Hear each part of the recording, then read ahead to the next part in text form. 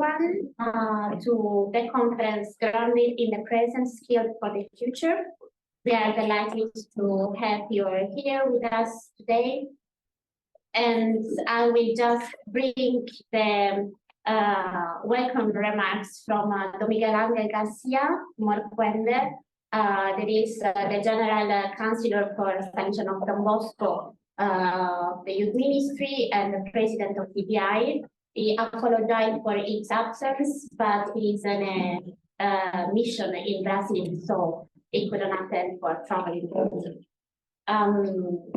So as he anticipated, dear participants, dear speakers, colleagues, and friends, welcome at the conference. The designation of 2020 as the European Year of Skills offers us the opportunity to reflect together on the challenges that Europe is currently facing. The green and digital transitions, a shift in our learning paradigm, the need to increase employability and competitiveness in the internal labor markets while facing multiple crises. As recommended in our joint contribution on the European Commission Open Consultation, we promote quality and inclusive upskilling and reskilling processes as tools to reduce inequality, prevent discrimination, enhance civic engagement, and develop communities and society. Being a key element of the Salesian preventive system, we believe that investing in skills means investing in people. Ensuring an holistic approach to this process is essential for the integral human development of our beneficiaries. Developing skills gives people the freedom to make their own choices for a better future. From our experience in education and training, we see very often that for vulnerable children and young people, this is the only opportunity to emerge from social marginalization. As Don Bosco used to say, beyond the simple transfer of skills, education is a matter of life. These are a few points of reflection that will be addressed during this conference by experts from European institutions, civil society actors, and organizations. And I wish all of you a fruitful discussion today and dialogue. Thank you so much.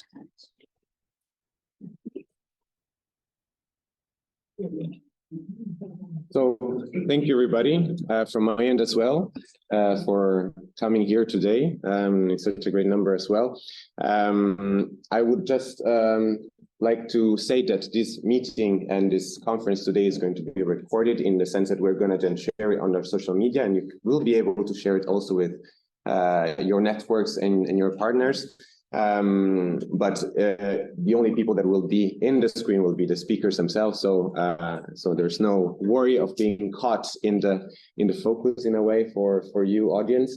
I will just very quickly go to our keynote speech of the day to Mr. Carlos Catoli, who is senior expert in the Unit Skills Agenda in DG EMPL, so the Directorate for Skills and Jobs of the European Commission. Thank you very much, Mr. Catoli, and your floor is yours. Thank you. So thank you for having me, Martin. Thank you to participate in this meeting, and thank you all of you for being here to talk about skills, which is something we are talking about quite a lot in this day. Now, the European Year of Skills, first of all, what is a European year? It's a year that lasts 12 months, like any other year. European years are not a big novelty. They're around for more than 30 years. And the European year is simply one period in which one particular issue is put in the limelight. We try to give emphasis to one or the other issue. In quite different one, a few years ago, it was the European Year of Railways. The last year was the European Year of the Youth. The declare a bit emergency because youth have been very hardly affected by the COVID-19 pandemic. So we suppose that it was a good period for 1 European year especially dedicated to youth and to policies to support the development of young people. 1996, I remember it very well because it was the European Year of Lifelong Learning. At the time, almost nobody used this term, lifelong learning. They seem to have had a big impact, not immediately. A few years after, in the early 2002, 2003, everybody was talking about lifelong learning. A couple of resolutions of the Council on the need for the European area of lifelong learning. There was actually proposal of the Commission was then welcomed by the Council and the Parliament. So European year looks like European year is not likely to have an immediate impact visible at the end of the year. Mention again that might have a year, but European years may have an impact a bit in the long term. Now, why then a European year of skills? I think President von der Leyen was reasonably clear in her speech of the State of the Union in September last year when she announced that there would be a European year of skills.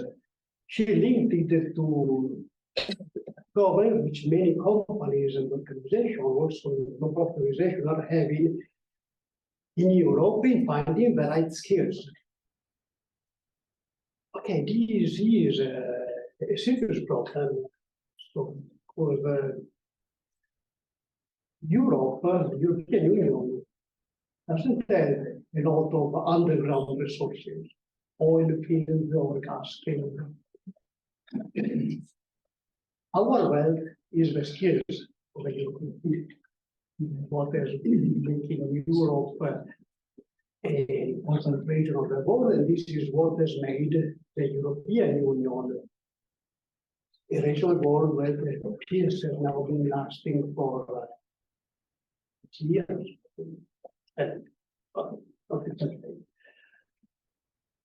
So skills are important for you.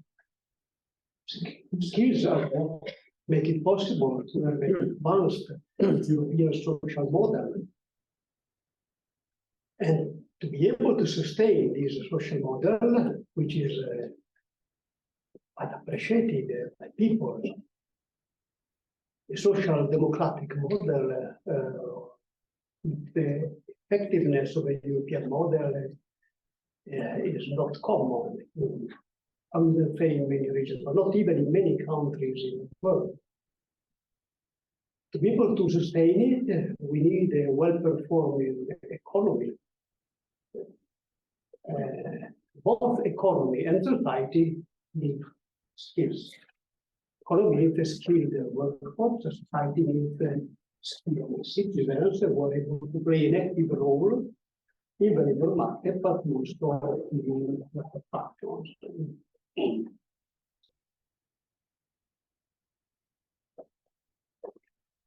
This problem of a shortage of good skills is becoming particularly strong now because of very fast technological change, technological and related organizational change.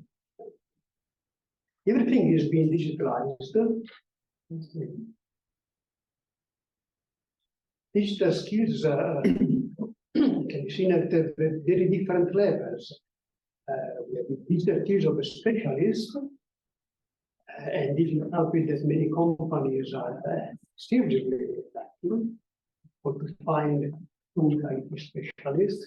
But it's also difficult to find the skills at our level, to find people who have enough digital skills to be able to use properly digital technologies and make them work in the productive chain, which is proper over one particular company, which may not have anything to do with that. They might produce cars or bikes or food, but and not only companies, also organizations think of healthcare. the social services. In an organization, there is the need of people with a good level of these skills, or at least a basic level. But the fact that it's just about half adults in Europe have a level of basic digital skills. So almost at all, I think the figure is 54% to have basic skills. So 40% of those in Europe don't have skills, and we usually have the same issues for many organizations, for profit and non-profit. This is a very small lack of skills, but it is not the only one. One which is more and more being felt is what is commonly called the short-cut green skills. There is no clear definition of what a green skill is. The plumber and the electrician that are installing solar panels are the same skills that they might use to install a very polluting heating system. So, what makes skills green is effectively the way skills are used. Try to use the term skills for the green transition rather than skills, but in the language, the skills have become quite widespread.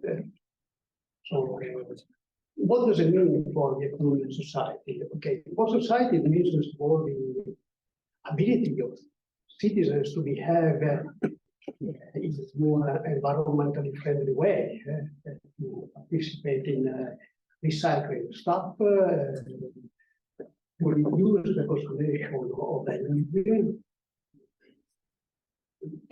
But we know that the impact of energy is best consumed for productive purposes by companies. So it is essential for companies to be able to achieve their productive purposes through more environmentally friendly processes. And for this, they need people with the right skills. Not like there is any such skills, but they are not enough compared to the request. We at European level, together with myself, we are trying to remedy this problem. A few months ago, we have seen that the Green Deal Industrial Plan was released by the Commission, which outlines a strategy to move to the green transition in a way that keeps companies alive, because of course we are trying to do this with safeguarding the social model, trying to avoid big social problems related to companies losing their ability to use that many workers might then lose their job. Many people will have to change jobs. For the need to reduce our carbon footprint. By necessity, some sectors of the economy we need to strongly reduce their footprint. Some smaller sectors might actually totally disappear, and some may change quite considerably. Think of automotive. We cannot keep automotive as it is now. Automotive is a driving sector of the European economy, and indeed also the European society. So it will be millions of people will have to refresh their skills to be able to adapt to the new requirements. This is why it is really important to have now European skills and put the focus on skills. Now, I would not want to give the impression that we are only thinking of skills for the labor market. This is one of the main reasons why action on skills is urgent, but skills of course are much more than that. On the other hand, skills for the labor market and skills for society and skills for life in general are not two different sets of skills which are nothing to do with each other. We are often questioned about why don't we focus more on transversal skills.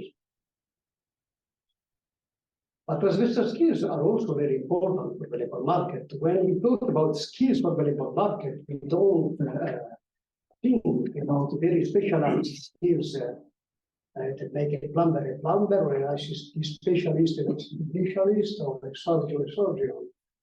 We are also talking of skills which everybody needs to have to be able to carry out their job in a socially acceptable way. And think of a transversal skill such as communication. Okay, if you are an electrician, you may have a number of quite specialized vocational skills. And for you, communication may be seen just as a transversal skill that helps to make your job, talking with customers.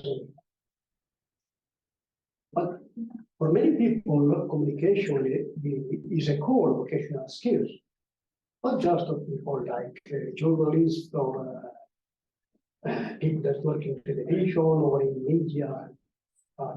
Say for people who work as salespersons in general stores, they need to have a communication, a good level of communication skills as their main skills. So when we talk of labor market relevant skills, this is a very wide set of skills which overlaps strongly with life. And in fact, many people do find skills which are available in the labor market through their life experience, through volunteering. I talked basically with the regional council from Puglia in Italy, which told me about how they managed to help hundreds of people to become healthcare assistants using the skills that they have developed by helping people in their family or in their community. And these people were able to find a job in healthcare. During the pandemic in particular, there was a huge demand this kind of auxiliary healthcare people. Not doctors, which are not nurses, but we were able to help the sick and to help people to protect themselves. So, skill of the labor market should be seen as a very wide concept that strongly overlaps with skills for life and skills for society. So the European Union of Skills is mentioned largely a communication exercise. We try to give emphasis to skills. But this will not be done at European level. At European level, we can organize meetings like this, and thanks to organizations like the Moscow International, which took the initiative of organizing meetings between institutions and citizens. We can organize huge conferences, which will be addressing mostly specialists, but this will not reach many people. So the real work will be at national and regional level. We have asked each member state to appoint a national coordinator. Almost all have done. National coordinator will then activate national and regional resources and local resources, because this is the only way to be able to have a good outreach, reach people in the streets, to reach families, to reach schools, to reach companies. What do we expect to achieve within this years? We would like, first of all, to contribute to a general mindset when people are aware that skills need to be developed throughout their life. We're no longer in a time where skills can be developed in the initial initial education and training, and then maybe we should do even now with more course. This is no longer possible because of the progress of technology, or the change of technology, but call it progress or But the change of technology, the information changes that years are so quick that we cannot stop adapting our own skill set when things are obtained. Of course, technological progress will bring a lot of benefits here. There is a lot of talk these days about artificial intelligence, and artificial intelligence has been proven to be a very effective means to find new drugs and new therapies for sicknesses that are quite hard to find. There is also a lot of talk about the dangers that may come with the widespread use of artificial intelligence. Machine that might be more intelligent than us. So deal will certainly require quite deep reflection, or try to regulate the progress of artificial intelligence. But this also requires a change in the skill set of people. Now, digital skills have become as important as reading and writing and basic arithmetic. They are really part of the essential skill set of a person. With artificial intelligence, talking of a little skill change is almost an understatement. It's much stronger need to equip people with the skills to be able to even to simply interact with artificial intelligence systems. So now, not that I want to scare you, but that stress that there is a need of a real combined effort of all stakeholders to address skills challenge. Of course, this requires also more investment. And we do hope that the European will convince policymakers that there is a need for more investment in skills. There already is quite some investment. The European Social Fund in a 7-year period, 21 to 27, is investing more than 15 billion in adult learning and skills development. And this is apart from what it is investing in initial education and training, and for what it is investing in skills for the green transition. But still, this may not be enough. There is really the need for a strong cooperation of all stakeholders to be able to address this challenge. It's a challenge that we can only be able to address if we are able to work together. While our flagship initiative is called the Pact for Skills. Under the Pact for Skills, there are now 18 large-scale partnerships which cover all the main sectors of the economy, and more than 1,500 individual organizations have subscribed to the Pact Charter, committing to initiatives to upskill their workers. Mostly these organizations are companies, but many of them are also regional and local authorities, which have a role in helping people develop again. Now, I don't want to take too much of your time.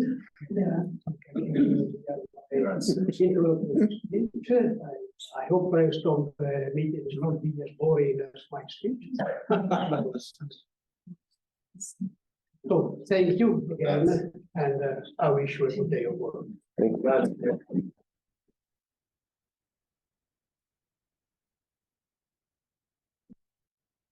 Thank you, Mr. Scatoli. Yeah, we are gonna also, as to each of the participants, we're gonna send also some follow-up takeaways on this event in the next day. So we'll be also informed on the proceedings.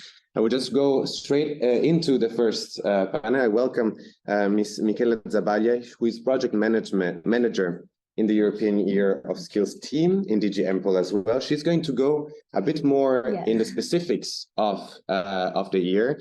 And I ask you just to keep in with the timing and be really explaining to us a bit more specific initiatives and projects. Thank you. Yours is the floor. You're welcome. I have a presentation actually. Okay, yeah. But yeah, in general, well, my colleague Carlo already explained a little bit of the core messages and takeaways from the European Years of Skills. But that is mainly a communication exercise and a momentum to put skills on the spotlight. Because of course we are doing a lot in the European Union, but of course it's an exercise that there are more stakeholders and member states that are involved in these topics and policies. So, well, the year is being launched recently in May officially, and it will last 1 year. So you have plenty of time to organize events and activities to communicate and spread the message all over Europe. We really count on you. Yeah, nothing to say less. And so we'll wait 1 second to be more consistent.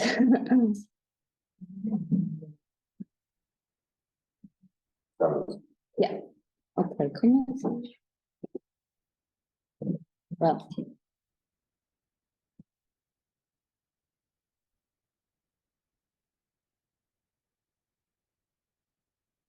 So, okay. So really fast. So skill shortage is really a huge topic in Europe because probably you have heard that companies struggle to find people and employees that are ready to do the job. But also it's not only a matter of being employed, it's also continue to be trained during your own life. And in Europe, the percentage of adult learning and training is very low. So we really need to push people to get trained and SMEs to offer this training or collaborate with national authorities to get the training for their own employees. And also, digital is everywhere, but we are still lacking basic digital skills. A high percentage of people don't know the basic digital skills, especially young and old generations. So it's really important that everybody is in there. They are able to live the life with basic, like governments. Now they are turning more digital, but it's important that everybody is able to use these tools for a matter of inclusion as well, not only for the labor market, but it's also a matter of social inclusion. So we have the European social rights that has these goals of 78% of population to be in employment. And as I said, all the learning should be 60% in training every year. And reduce by 15 million of number of people risk of social exclusion. So skills are also part of these actions to reduce this risk of poverty. This is why at the end the European Union decided to have these European Years of Skills, because it's, as I said, it's a momentum, it's just an exercise to get everyone on board on this. And we have 4 goals they are all aiming for reskilling and upskilling, so changing the mindset mainly. How? By increasing investments, not only at European level, but mainly on the national level and local level. Strengthening the cooperation between national companies and all the actors involved. Of course, matching aspiration, because it's true we need to learn skills needed in the labor market, but also that match with our desires. And also attracting third country talent, because we are facing a democratic challenges. So we think that it's also a good spirit to welcome people that are trained from somewhere else in our continent. that can give a contribution. So everyone is involved, of course, European institutions, and as I said, member states, but also you as a main stakeholders, you can give your contribution to this year, and so collaborate with their own local and national institutions and organizations, cooperate between each other to take the opportunities that are there from European Union national fundings, and spread the message to your own also members of your organization, because our final goal is also citizen individuals, not only stakeholders. You as the stakeholders, you are the power to get directly to people. So, as I said, it will last 1 year until May 2024.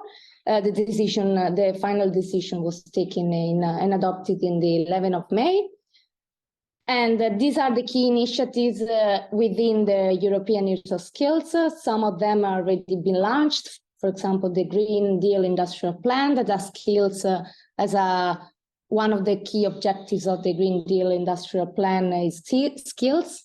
Net Zero Industry Act, they will try to create these academies, net zero academies on certain topics like batteries, energies, to be together and share good practices. But also in terms of digital skills, we launched recently the digital skills certificate projects to get some standards in terms of digital skills, because nowadays it's a bit a chaos and a complicated situation, but we need to get some standards, and also to improve the quality of traineeship that are really affecting a lot of people, so that everyone is paid, and also in general to improve the quality of traineeship, but also talent pool that is part of this exercise of attracting talents from abroad. In terms of events, as I said, we had the official launch, the festival on the 9th of May, that you can still rewatch on YouTube. We will have soon, next week, Make Skills Count, that is for stakeholders to gather together and collaborate. The VET Week, it's been 10 years now. We are having the VET Week, and this year is particularly important because it's within this European Years of Skills. Employment Social Rights Forum, that is a DG EMPO flagship event, and this year will be on European Years of Skills and artificial intelligence, and of course the concluding event. But there are also other important events that these years are framing with the skills. For example, Green Week will have a huge part of this, the Cybersecurity Month and others, Regio Stars Award. You can find all these in our website. In terms of policy, some of them have been already mentioned. We have the skills agenda, that is a 4 years agenda, and it gathers all the activities we are doing. These are the main goals and our focus. And in particular, there are some tools that you can use. These are really important, as the DigComp, for example, is a framework that you can use, has been updated recently with the DigComp 2.2 with a framework of digital skills. So you can understand what are our goals and our guidelines, so to make an assessment of your digital skills. There is also EURES, that is for finding a job. It's a platform that you can use and employees can use. Europass, very famous not only for CVs but also for the framework as well of skills, and ESCO as well as a classification of green skills. So you can see there all the job related to green and the green skills. In terms of networks, I don't know if you're familiar with the European Alliance for Apprenticeship. So it's a apprenticeship alliance where national government companies make pledge to improve the quality of apprenticeship. And in this alliance, you can get to know best practices from other organizations and institutions. We ourselves, as a European Union, we guide you into best practices and activities that gather the members to improve their own standards. The Digital Skills and Jobs platform, also there you will find a lot of useful tools, practice, stories that can help you, particularly in the topic of digital skills. They mentioned the Pact for Skills, now is 18 large-scale partnership, the last one on energy. So where governments, but also organizations and companies can improve the upskilling and reskilling of their own employees. ePail, that is particularly focused on adult learning. So it's really for educators and trainers of adult learning. So I think it's a really relevant topic for education. And we have working group on vocational education and training. And of course, the network of national coordinators for adult learning. Also, there are some, of course, international organizations that can help us with the relevant research on the topic of digital skills, skills intelligence, career guidance. So I invite you to follow all these organizations. They are really they guide us as well in our exercise, in our research. Fundings, of course, the European Social Fund that has a particular relevance in skills. We will be launched soon a call for European Social Innovation Fund on NEET, so particular focus on young that are not in employment and in training. And also, of course, the European Social Fund are mainly passed through member states, so you should go to your own national member states institutions to get this fund and understand and how to get them. We have the Recovery and Resilience Facility that really focus on skills and upskilling. Digital Europe program with a 580 million euros for the digital skills, basic, but also very specific one. Erasmus Plus, in particular, we have the Erasmus Plus for COMECE, the Center of Excellence.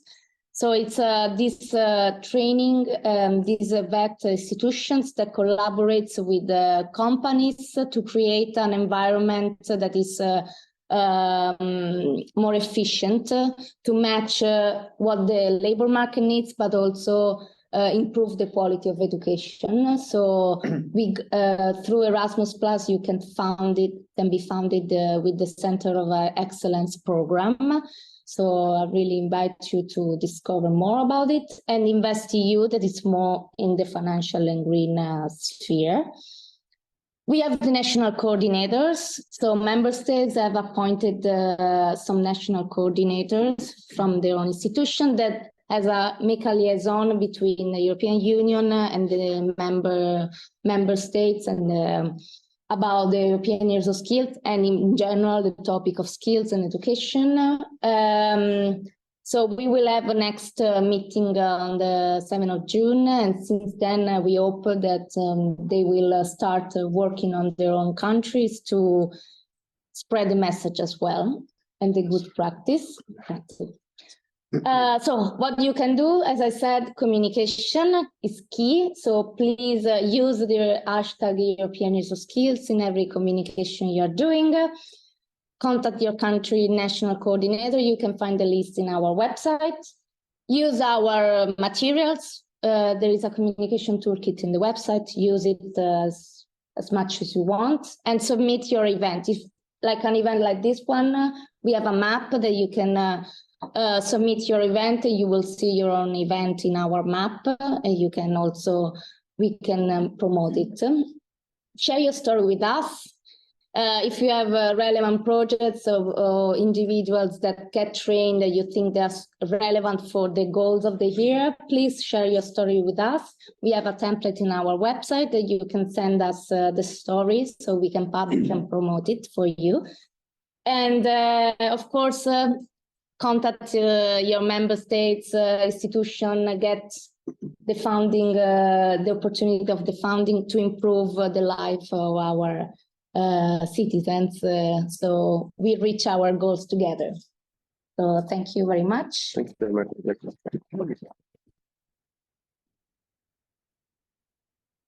Thank you, Michela, for giving us the practical, the overview and the practical as well. I think all the initiatives, it's clear to have at the beginning of a European year, the initiatives that are going to be made and the projects and a clear overview of what is concretely there. You mentioned green skills. Yes. I would then turn to Jean-Paul Decay, who is founding member of the Ecological Conversion Group. He came last night directly from London to Brussels. I want to ask you, Jean-Paul, to give us an idea of where these kind of green skills come from, in the sense of how do we really have a conversion process, an ecological conversion process that allows us to frame these green skills. Here to the floor. Thank you. Yeah, so what I'm going to be talking about is very much complementary to this skills process that have been suggested so far. So I work for the Ecological Conversion Group. We have a project called the Journey to 2030, which aims to help the church respond to our ecological and social crisis by helping communities to imagine and build the world that we want to see as communities. And I've been asked to talk about these skills for ecological conversion. My main points really are going to be that in tackling our ecological crisis, we need that perhaps competition isn't the best focus for skills, as it can create some very unhelpful frameworks, but we need to accompany skills with attitudes of caring. This is the sort of conversion process, and what kind of skills do we actually need as human beings going forward? And I really want to be encouraging really that in tackling our ecological and social crisis, that policy can really create conditions that can lead to more caring attitudes. And it's these caring attitudes that will really ultimately have the greatest impact, as without them, focusing on skills can create an arms race for an ill-defined progress. So a big question for me when I was asked to talk was, do we want Europe's people, and indeed people of all the world, to flourish? Or do we simply want to beat China or another nation economically? So start with an ecological conversion. What is an ecological conversion? And this is, an ecological conversion starts with recognizing that we have a problem. And this is realizing that through the damage we've done to creation, we've damaged our relationship with God through prioritizing our own self-importance over our neighbors and our common home. So we can see that our brothers and sisters in our common home have been used for our own convenience, and our attitude to those of selfishness. So the conversion part is the changing of mind and behaviors to restore these relationships to a correct position to one another. And this conversion is therefore a transformation of vision from competitor or exploiter to seeing the world as brothers and sisters and a common home. And so talking about this ecological conversion might seem a bit out of place when talking about technical skills, as it's a very distinctly religious concept, but it can definitely be translated to some extent into non-religious terms that are really helpful for policy. And we could say it's a focus on the common good that looks to see ourselves, our neighbours, and the natural world in an integrated way. And it asks us to focus on the actual needs of human beings and the world, and they're flourishing in all aspects, mind, body, and soul, which is really, really key when we're looking at education. So this ecological conversion is about the nature and quality of relationships with one another and with the world as a result of a commitment to something greater than the parts, but where each of the parts remains crucial. So the ecological here actually refers to the nature of relationships rather than simply our relationship with nature. So our ecological crisis is interconnected with social and spiritual crises. And this presents this integration of the social environmental is what Pope Francis would call this integral ecology. And we can see that our societies and natural world are linked. And where we have harmful attitudes, as individuals, we end up with a dysfunctional society. When we have a dysfunctional society, we end up in a dysfunctional environment. And this dysfunctional environment, whether built or natural, can only breed more social unrest. So really, it's our attitudes at the heart of our societies, therefore, has a huge impact on our environment. And this is why the ecological conversion is an essential and urgent focus for ecological skills and integral ecology as an essential lens to tackle our issues holistically.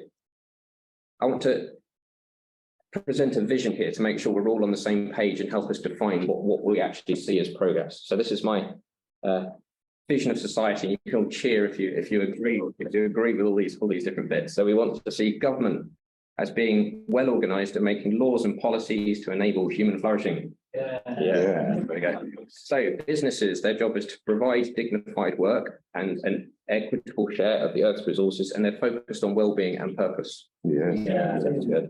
And civil society is made up of people and institutions working locally together in shared concern for the forgotten poor on the planet to build local stability and resilience against the shifting tides of the market, the state, and technology. Yeah. Good. Okay. Sadly, the reason that we're all here today is that the shifting tides of the market, the state, and technology is probably the reason we're having this conversation today. The stability we're looking for requires different skills, jobs, attitudes, and goals to simply competing or upskilling within any current system.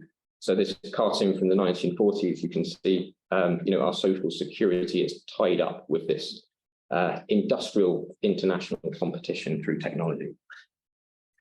So really, when looking at skills, we need to look at what humans need to flourish in life rather than simply what the economy demands that we compete in. And these are things like food, family, spirituality, beautiful built environments, healthy ecosystems, secure housing, healthcare, community, and the opportunity to discover and grow in talents and skills. So with our world in the state, it's really, I think we need to look at progress as quality relationships and stability. However, while progress is defined by profit, a focus on technical skills can often create a framework that allows people and the planet to be viewed as technical problems. And Pope Francis suggests that the root cause at the heart of our planet's crisis is in fact an attitude, and he refers to this as the technocratic paradigm. And this is the way of seeing our world and people as objects to be used to achieve progress. And if we're competing for progress in ecological skills and technical ability, then are we simply addressing the issue with the same harmful lens that got us there in the first place? So if the roots of our ecological and social crisis lie in human attitudes, then we need to ask, do we need virtues to accompany the skills that we're suggesting? As a skill is about a part of life abstracted from the rest, a virtue is about the whole of the human life. So we can define technical skill as the ability to manipulate the world around you. But the virtue is what directs in what nature we wish to manipulate the world around us. We can manipulate as co-creators, as collaborators or competitors.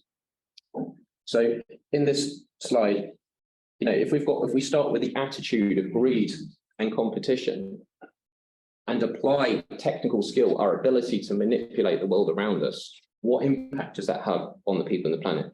But if we start with care and cooperation as our attitudes, and technical skill, ability to manipulate the world around us, what impact does that have on people and planet? And I think you'll agree the impact would be startlingly different.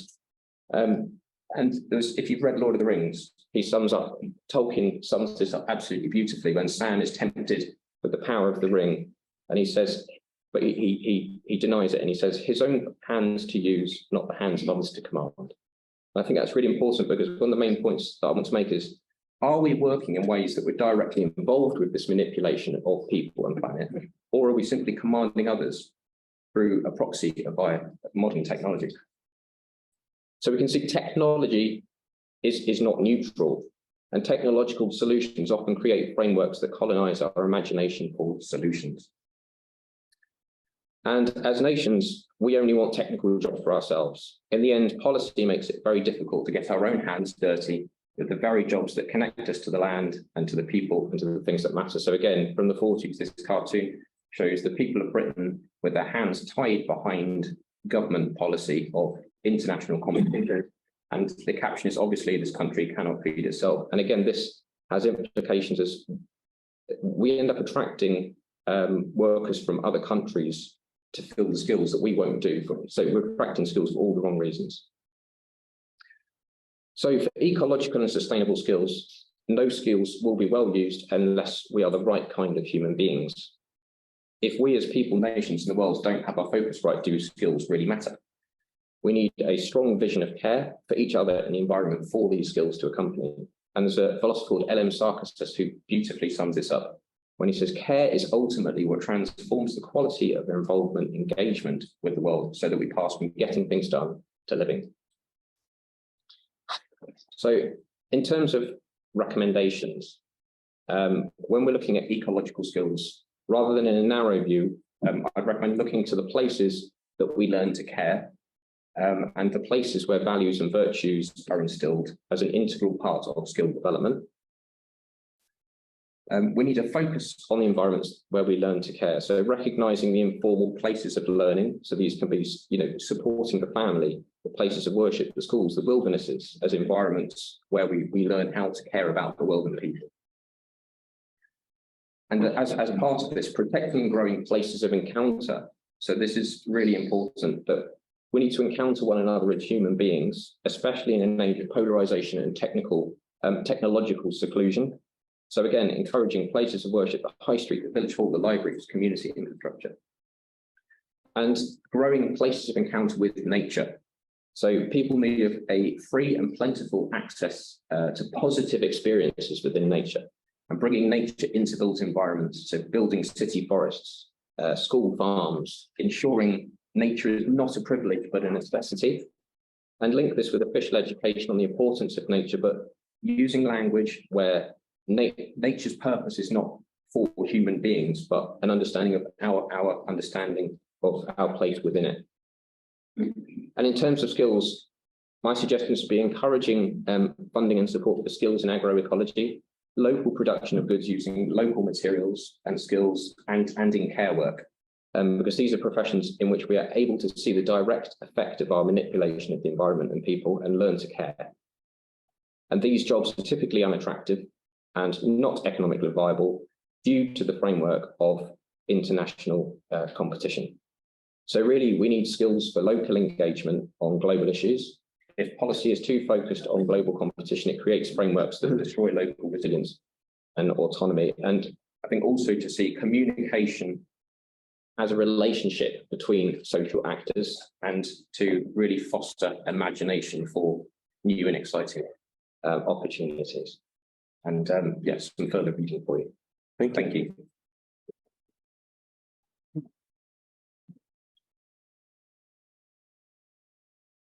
Thank you, John Paul, for your presentation. It struck me that you said, what do people need to flourish?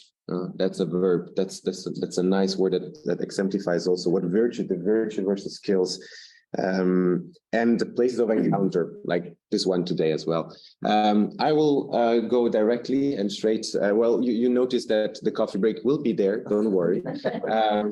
We're going into the last presentation. Then there is going to be the time for a couple questions from you. So already start thinking about these questions. But first, we go into the presentation by Dr. Martin Holle and Thorsten Ringwald from the Johannes Diakonie Mosbach Heidelberg, who will present to us their project on inclusion, digital inclusion, called Contact and Relationship Digital Learning. Yours is the floor. Thank you very much for having us today. We'll just wait for the presentation. Yeah. Then we'll start. We're here to talk about one of our international projects that's called CORDL. And we're from Berufsbildungswerk Mosbach Heidelberg, which is a vocational education center in English. Yep. There we go.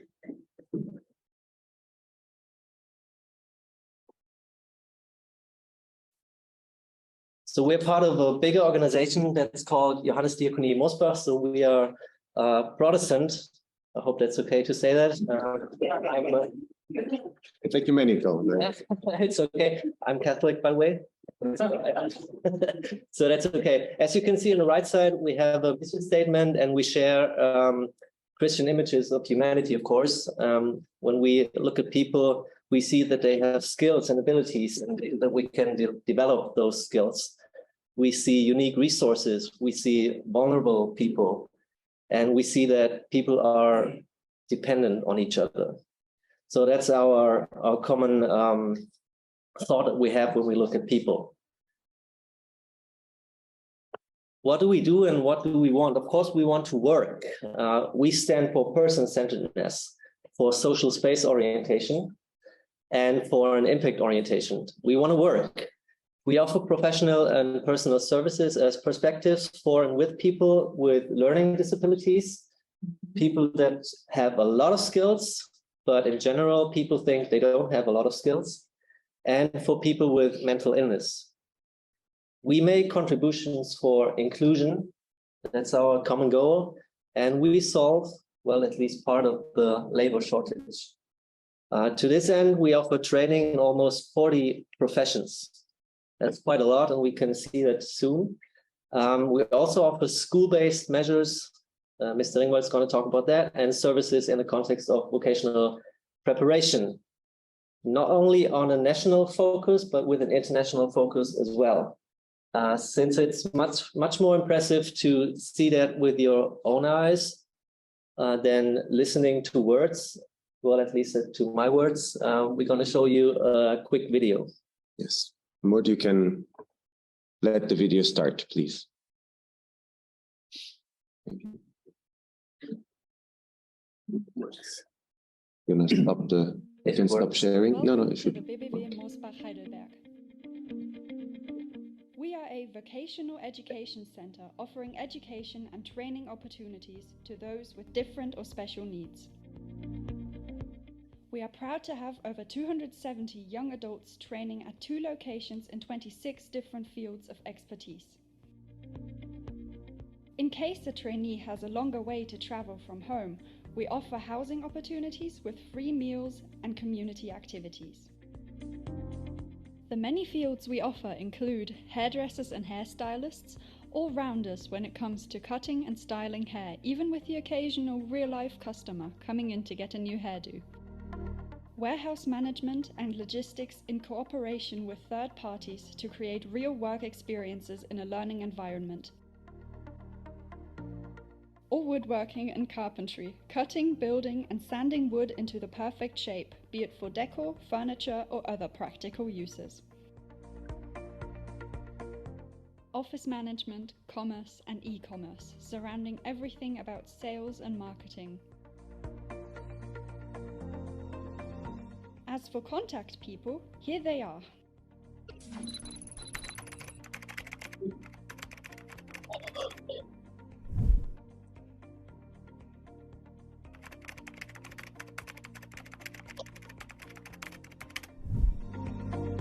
In any case, we wish you all the best in your educational journey with Erasmus+, and maybe our paths will cross along the way.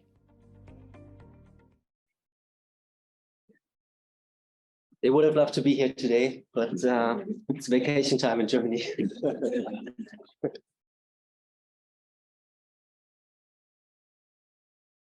Okay, so it's my part to introduce a project we do. I'm also Erasmus coordinator at the Vocational Training Center, but I'm not managing the project I'm going to introduce right now.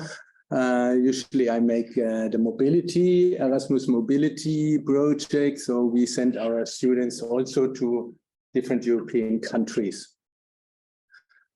But the project I'm going to present and now is called Core DL, Contact and Relationship in Digital Learning Settings. And the goals are, or let's start at the beginning, that the project was triggered by the pandemic, when, I don't know if you know it, the German schools in the year 2020 were closed from one day, almost from one day to another. So we had to find new ways to teach our students. We had quite a little bit of experience in digital teaching, but actually from one day to another day, we changed from presence teaching to digital teaching, usually using the Teams program everybody knows. And that where when we ask ourselves, what are the key components of relationship design in digital education? And this was the beginning of the project. It's a small scale partnership in the framework of Erasmus+. And the goals are enhancing the quality of digital vocational training for young people with disability, as Mr. Holler already mentioned it. We wanted to lower the dropout rates of digital education. It's usually quite high. And we would like to empower young people with disabilities to access equal vocational training opportunities and competencies, so they have the same opportunities on the first labor market than everybody else without handicap. These are the partners. It's quite a big group, not easy to manage. From Portugal, from Spain, 2 universities of Germany or in Germany, another institution in Germany, Maria Berg, and then from Bulgaria and Estonia and also Slovenia. It's quite a new project, so there are not many outcomes so far, but we had already the first kick-off meeting in Mosbach. There's a slight tiny little mistake that shows we are thinking about the future. It took already place in May. Well, it says June, okay. The first, of course, kickoff meeting is also about getting to know each other and of course, exchange of the experiences everybody had with e-learning or digital learning. That people were working in groups, in workshops, work out the further steps. And of course, everybody agreed to start a European network amongst the participants. So I can show you a couple of impressions from the first workshop last week in Mosbach. And part of the time of the participants, the Spanish group, they couldn't be in Mosbach due to time problems, so they took part in the conference digitally. And a couple of work groups. That, on the left side, you see the German-Bulgarian work group. On the right-hand side, the Estonian-German work group. And of course, it's also about cultural exchange amongst the partners. And here you can see Estonian and Bulgarian participants learning to prepare traditional German pretzel. I think you know them. So they didn't look very good, but the taste was perfect. So thank you for your attention.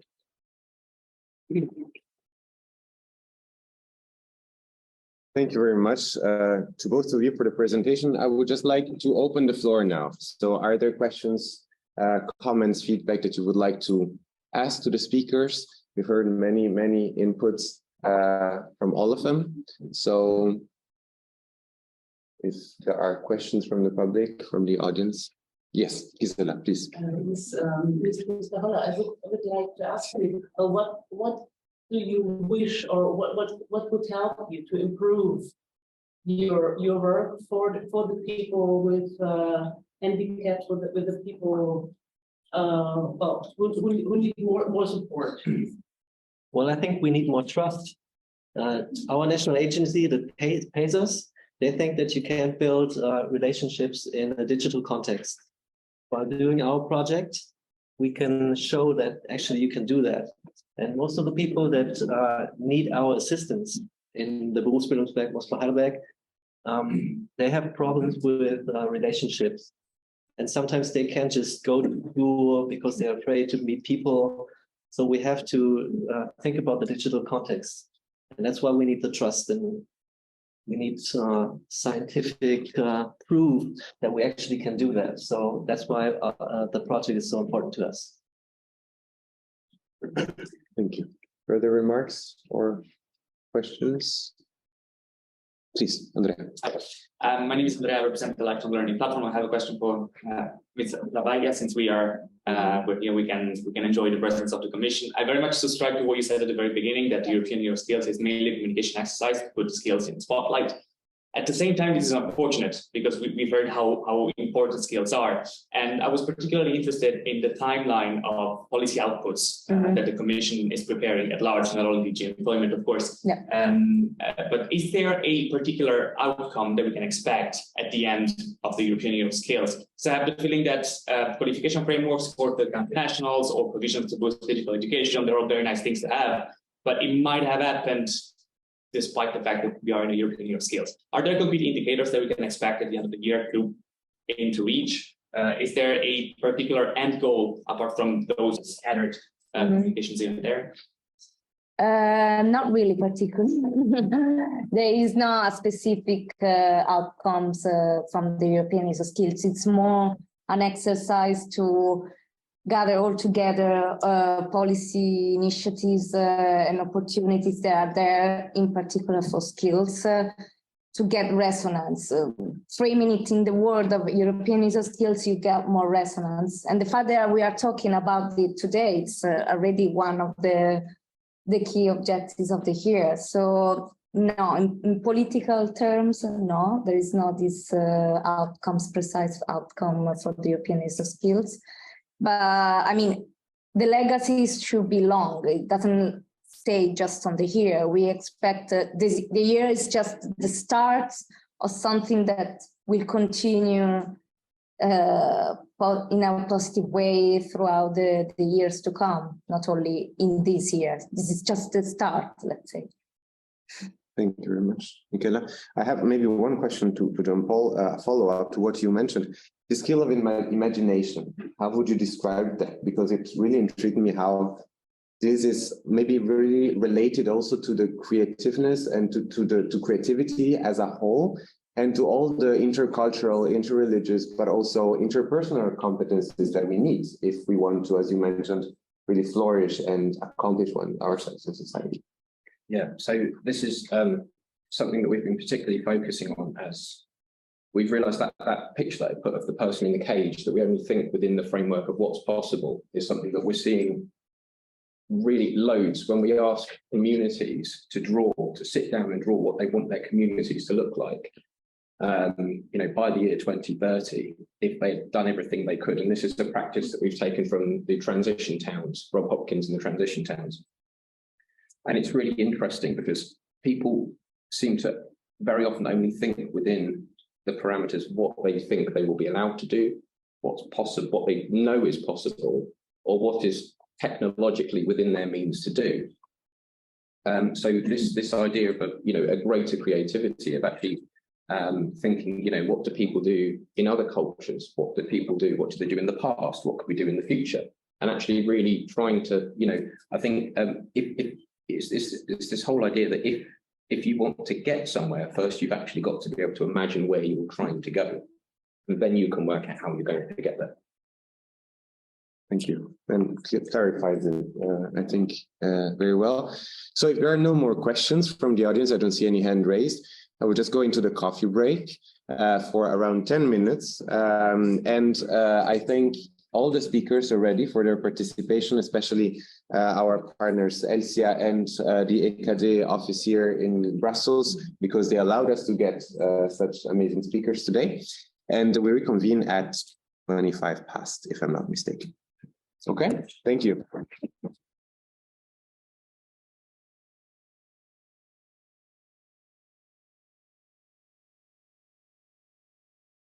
Yes, Eva, now we are able to see you.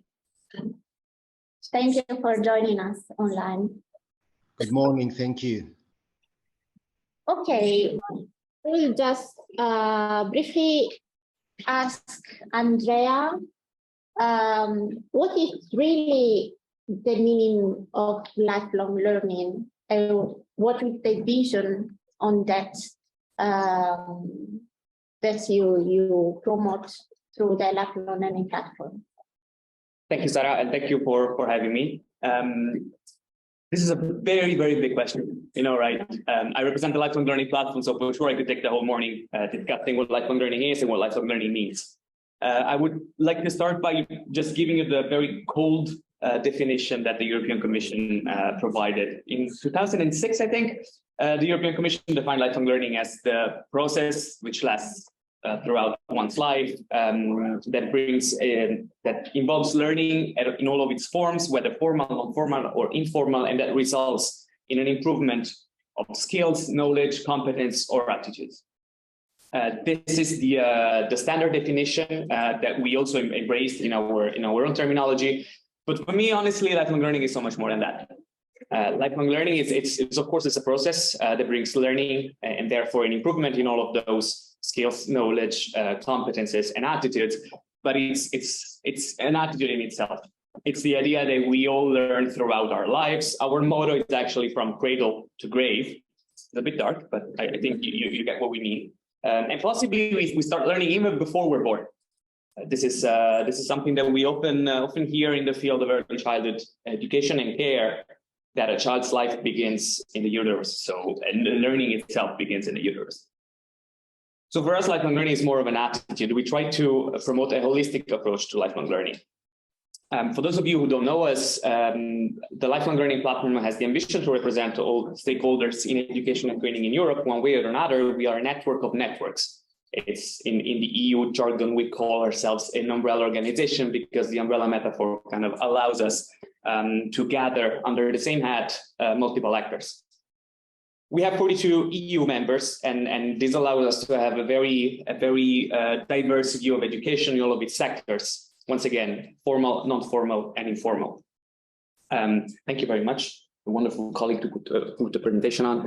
There's something that I wanted to tell you, just to make clear what lifelong learning is and means to us. This is a practical story that I often tell. A few years back, we were organizing one of our annual conferences in Vienna, and we invited the former Ministry of Education of South Korea, just because we wanted to have a larger view out of the EU. And he actually suggested that we change our name, because lifelong learning was not good enough. Lifelong is quite self-explanatory. It means really throughout one's life. But he said that we should also put life-wide learning. He actually wanted us to legally change our name into lifelong and life-wide learning, because the spatial dimension of learning includes multiple learning environments. Once again, formal learning, formal settings like schools and universities, even that, non-formal and even informal learning should be represented, and they were not in the lifelong perspective. We didn't change our name. It was a bit complicated from a legal perspective, but this was just to give you an overview of what really lifelong learning means for us. We tend to look at education in all of its aspects. In my very short and not at all dense presentation, I wanted to highlight the holistic approach of lifelong learning as opposed to a labor market approach that too often we see in European policies, and especially the European Year of Skills. For us, it's often a missed opportunity to realize that education needs to be implemented for education's sake and not for an external goal. Of course, we learn, among other things, because we would like to have a better job. Of course, we engage in training because we would like to have a better salary or even fulfill our own ambitions and aspirations. But at the same time, a better job is a byproduct of education. Education itself, at large, lifelong learning, should be implemented for personal development, for personal fulfillment, for societal participation. And there is an overwhelming amount of evidence that when education is financed and implemented for its own sake, then labor market participation thrives. when education is implemented with an external goal in mind, the ground is a bit shakier. There are tons of publications by UNESCO, there are tons of publications by even EU agencies that point at this and that encourage investment in education in a learner-centered approach, bearing in mind what the learner needs are, not so much for the labor market. And once again, the labor market participation is a very good thing, otherwise we wouldn't be here. But at the same time, there's often an opposition between what are the needs of the market, what are the needs of the citizens. And by investing in the latter, we also comply to the former. This is why we pledge for this holistic approach. For us, it's really a mean of addressing a transformative education. Education that does not only describe society as it is, we do not acquire technical skill because we would like to be able to perform a certain job, but we acquire a skill because with that skill, we're able to transform society itself. And this is definitely true on the job. We have engaged in the European Year of Skills through a lot of processes, I have to say. It came as a surprise for us when President von der Leyen announced it in September 2022, but I'm sure that it came as a surprise also for the colleagues who work in the European Commission, at least on the technical level, possibly also on the political level, some of them. And throughout, before the political agreement was reached, we tried to embed this holistic approach into the European Year of Skills. We try to counter the narrative that upskilling and reskilling should be processes driven by labor market participation, but rather we should have citizens' concern in mind. This is why we try to promote this holistic vision of learning itself. For us, a good priority this year would be to put life skills and skills for life. If you see the political agreement that was reached for the European Year of Skills, especially the European Parliament took on board most of our amendments, there's now an explicit mention of key competences and transversal competences, whether before it was mostly technical skills, as the name of the panel implies, or job-specific skills, let's say. Mr. Scatoli this morning said that key competences are very important, also for the labor market, and I would say especially. Because in most job vacancies, of course, you see technical skills, but you also see transversal competencies like communication, teamwork, problem solving, and so on and so forth. These are transferable skills that are good for the job and are good for everyday life. A good part of our priorities for this year would be the recognition and validation of skills and competences acquired in non-formal and informal learning environments. These are very hard to validate, I have to say. It's very easy if you go to a vet school to see your qualifications validated. You have a diploma, you have a piece of paper most of the time that says that you attended courses and that you are capable of performing certain tasks through certain skills. It's much more difficult to have the same recognition and validation of competences if you learned in non-formal spaces. I have to say that the European Commission and its agencies are doing a lot of progress on this, thanks to the trust of civil society organizations. But at the same time, this is an ongoing process, and we will take up this as one of our priorities. The idea of key competences as the spotlight, as Lifelong Learning Platform, we have adopted key competences as our annual theme. We often work through annual teams to be proactively engaged in European processes, not only on the reactive side, not only taking in whatever the European institutions give us, but rather to be proactive in our demands. And this is why, to kind of counter the narrative of skills as technical skills, we adopted key competences, because we have the feeling that we have proof that key competences make better citizens. They make more active citizens that are able to participate in a better way, in a more active way into everyday society, whether it is on the political level, on the social level, in volunteering, in jobs, in schools, in education, even at this very conference. The overall vision that we saw in the European Year of Skills was to really put education as a sparring partner of the labor market, and this is a narrative that we fight because it counters our holistic approach. We have a very humanistic view of learning and education, as opposed to a very technocratic one. As As the European, thank you. As the European Platform for Civil Society in Education, we are engaging in a lot of activities, most of them that relate to the European Year of Skills. We're participating in a couple of events that Ms. Dabaya highlighted before, including one next week. We're also offering our own narrative as complement to the one of the European Union. We're having high visibility event. We're having research focus groups, and because we have the key competences as our annual theme, we're going to be having a final position paper. Position papers usually are done in cooperation with civil society organizations. So if you feel like you want to contribute to it, come to us. Otherwise, we will come to you. For us, one of the things that we're missing in the European Year of Skills was the involvement of all stakeholders.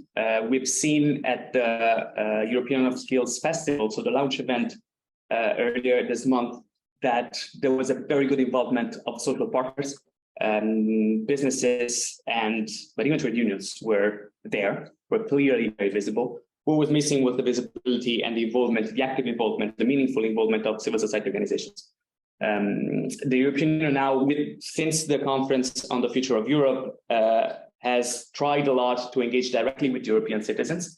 We saw good examples in the conference again earlier this month that citizens were spotlighted for their own training, for their own achievements, and this is very good. But they often forget that civil society is citizens. It's citizens organized for a common interest and for a common idea, for common values.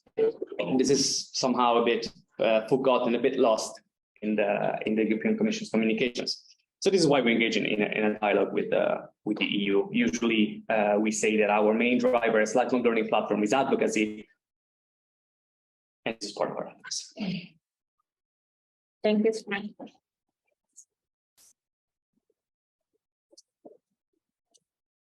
Thank you very much, Andrea, for the presentation and also for the commitment, the efforts that the lifelong learning platform is putting to increase, to make the dialogue with the institution also acceptable for the other civil society organization. I think facilitation of dialogue is always brings good and constructive results.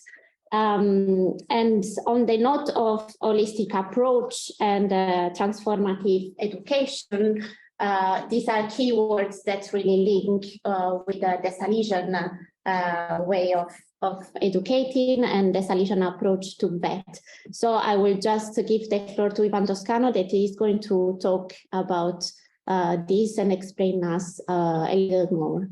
Ivan, can you? Yes. Thank you, Sarah. Good morning, everyone, and thank you for having me. I'm trying to do my best because it's a really important topic, from my perspective, this is really central. So I'm trying to share my screen for a short presentation, if I manage. No problem.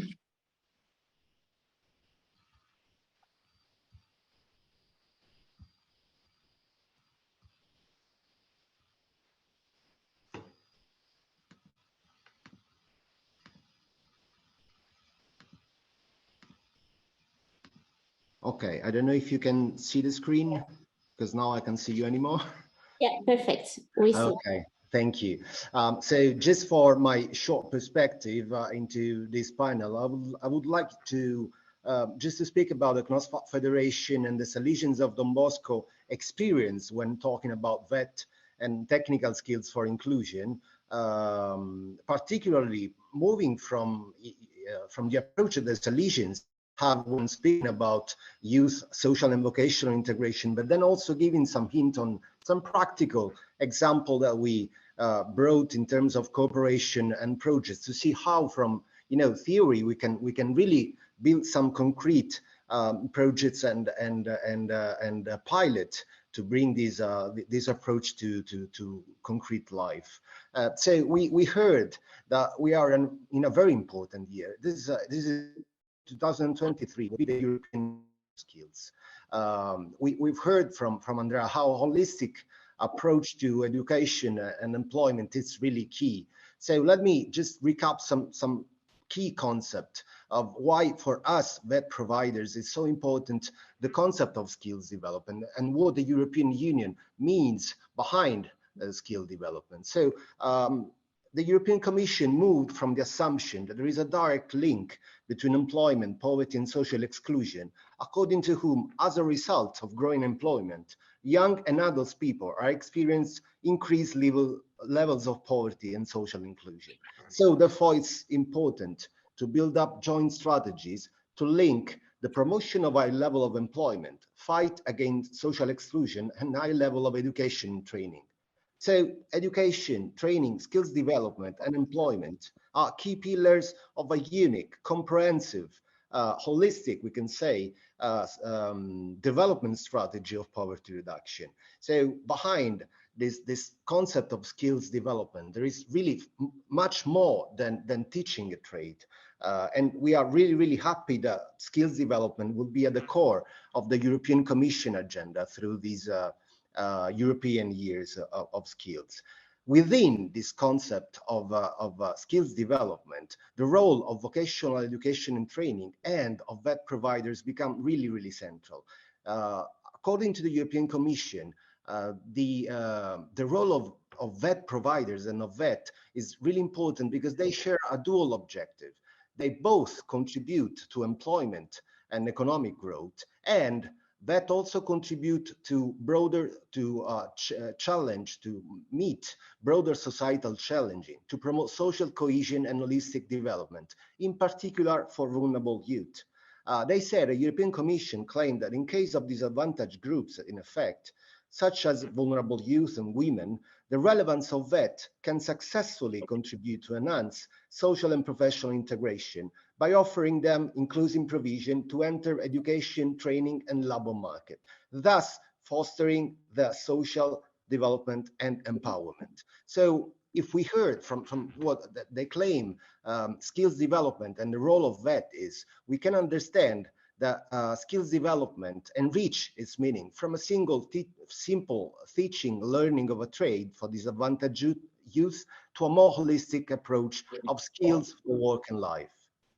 What do we need in order to fulfill this expectation that they put on the role of VET and of VET providers to promote this holistic skills development? We have to set up frameworks of intervention, so where we are able to build up bridges and cooperation partnership, linking together not only VET schools and VET providers like it was 20 years ago, but we have to be able to build up frameworks which bring together all the actors of the skill ecosystem, not only in Europe, and this is a big challenge, but also at the international level. We have to be able to include civil society organization, companies, policymakers, VET providers, and social actors all together, because the answer that we need to bring, it should be an holistic and comprehensive one. Also for these reasons, we really welcome the choice of the European Commission to promote new initiatives and programs, such as the Erasmus Plus project, the new framework 2021-2027, who fully open up the participation to also international partners, whose capacity have to be built to be able to interact with the European VET providers and social partners to build up these comprehensive frameworks of cooperation. When speaking about skills development and the holistic approach to education, of course, the Salesian of Don Bosco, being a huge network and long-lasting network of educational agencies, they are really, really into this concept of skills development. So for them, vocational education and training, far from being only a matter of teaching a trade, it's just to build up technical, not only technical and work-bound competencies, but they really intend from the very beginning, from the 19th century, VET as providing lifelong learning skills and capabilities for the young person, holistic development approach, to be active citizen right holders. So we really welcome the skills development concept of the European Commission, because it's really how we intend to promote vocational education and training, job insertion, as a comprehensive pillar of the holistic development of the young person. Just to shift from this approach to practice, I would like to bring you a small example on how this approach can be really important when speaking about social and vocational integration of the vulnerable people, which is the privileged target of the Salesian of Don Bosco. So just speaking about vulnerable youth, I will bring you the example from a case study that we bring into action in the last 10 years. We're bringing bridges among all the networks that we have at international level, aiming to promote the third country national social and vocational integration. Third country nationals meaning students, workers, migrants, refugees, asylum seekers. So in order to promote this patterns, this long journey of social and vocational integration, this is a really clear example of how we need to build up complex and multifaceted strategies of integration, bringing together vet, labor market, and social integration as the three facets of a same comprehensive holistic approach. So this is a clear example on how this holistic approach, what does it mean and how can be put it into practices. Because in this case, we really need to endorse multi-sectoral integrated strategy.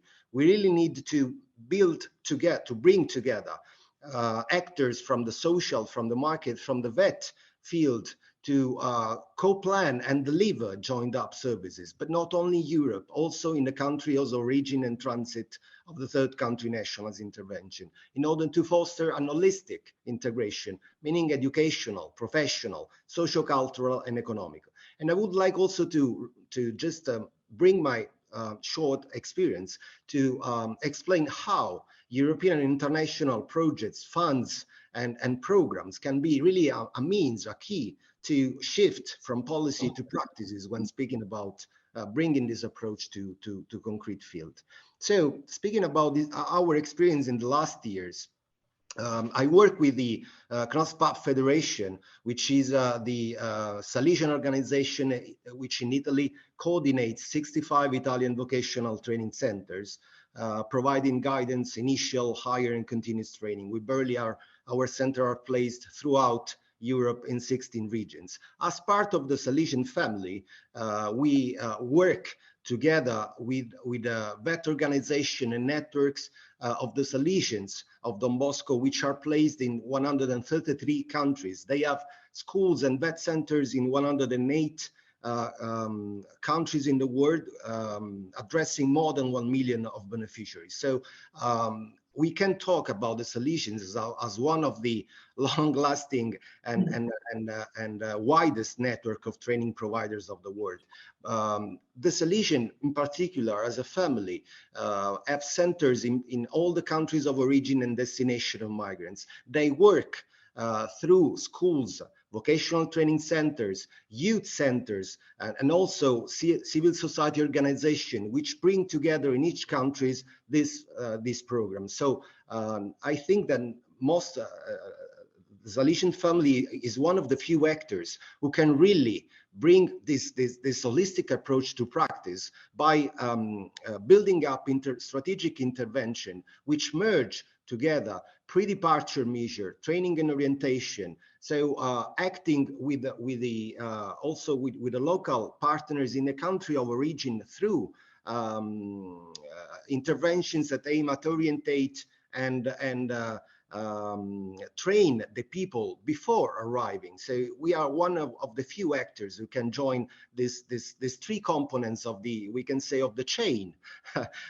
So pre-departure measure and also post-arrival social and educational integration.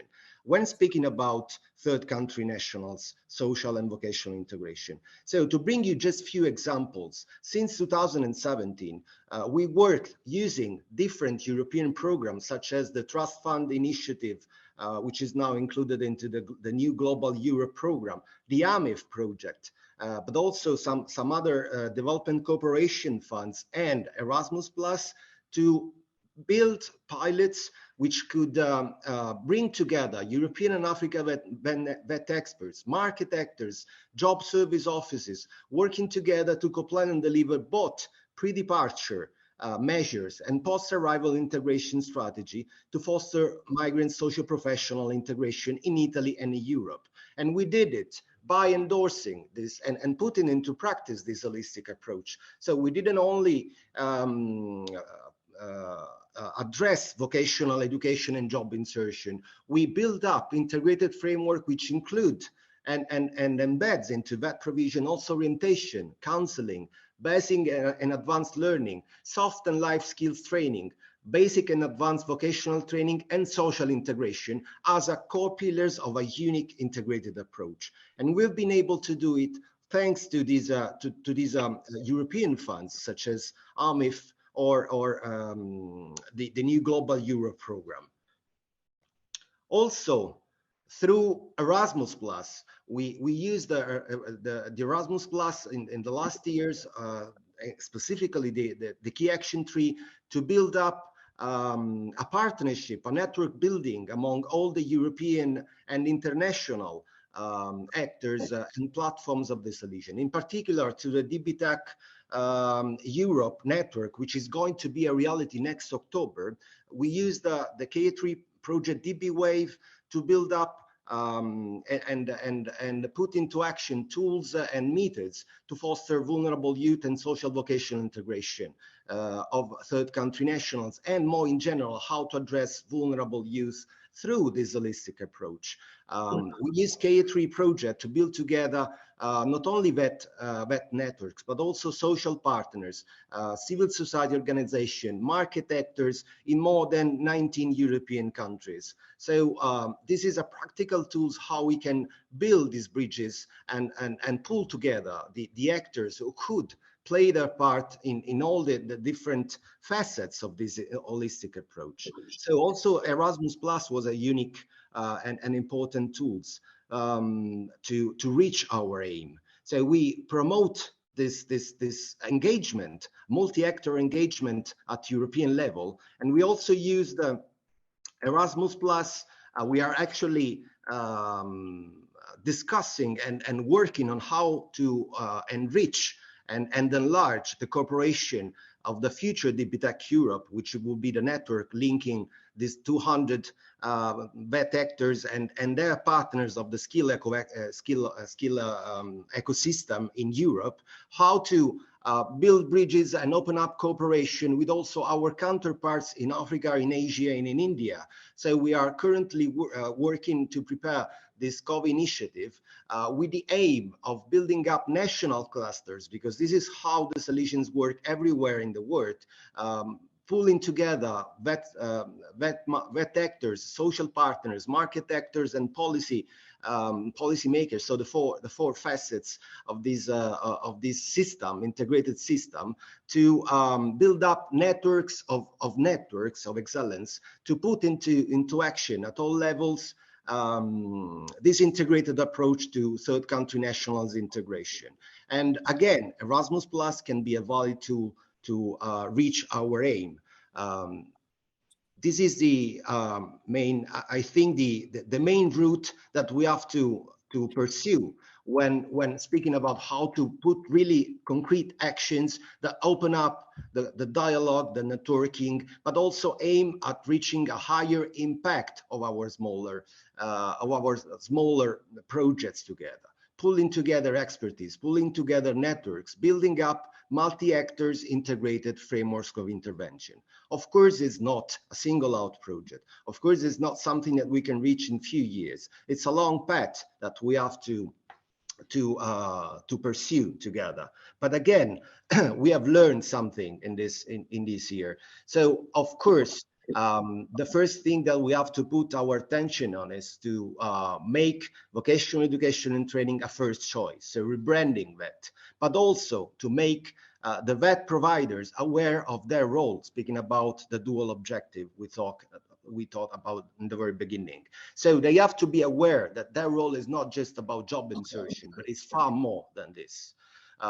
We have to be aware that when speaking about a vulnerable youth, social and vocational integration, it's something which demands for a shared governance in that, where also Policy actors, as we said, market actors, civil society organizations should play an important role. We have to be able to build up this integrated strategy where active labor market policies, orientation, youth activation, employment-oriented services, and VET provisions are framed into a unique, let's say, chain of intervention. And all these actors should work together to carry on the young person from the very beginning to the end of his or her own pattern.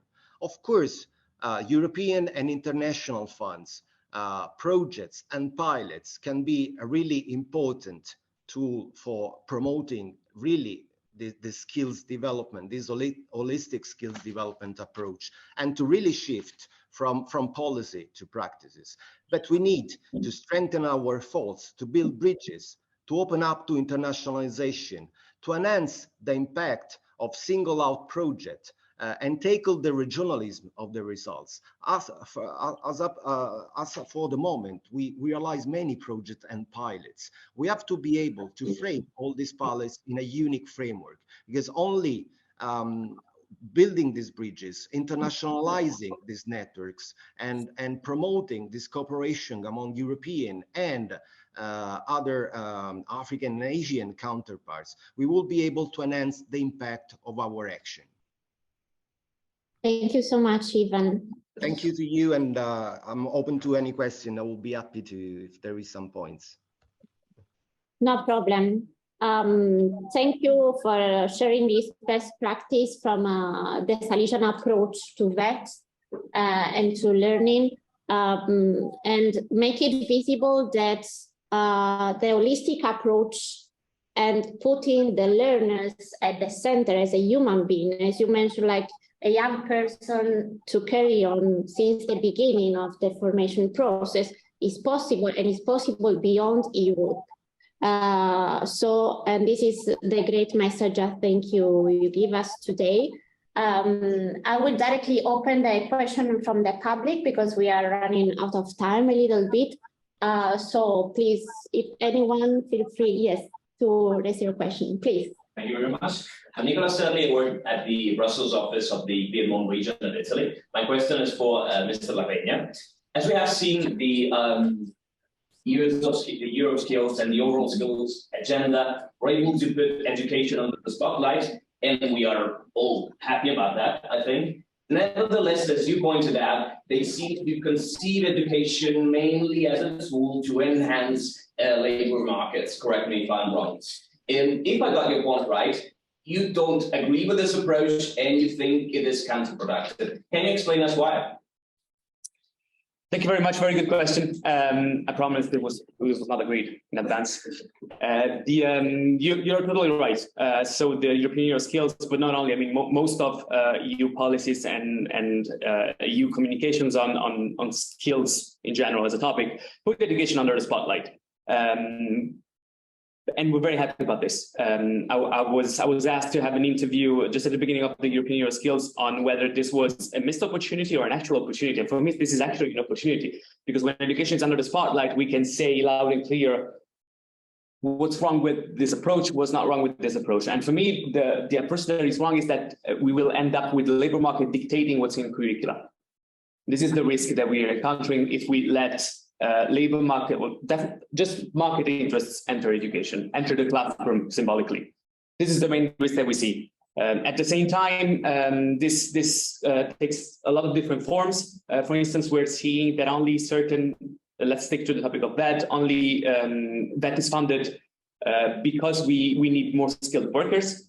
I was at a conference where the keynote speech was very interesting, and he pointed at technological process as the problem as to why the labor market enters the classroom.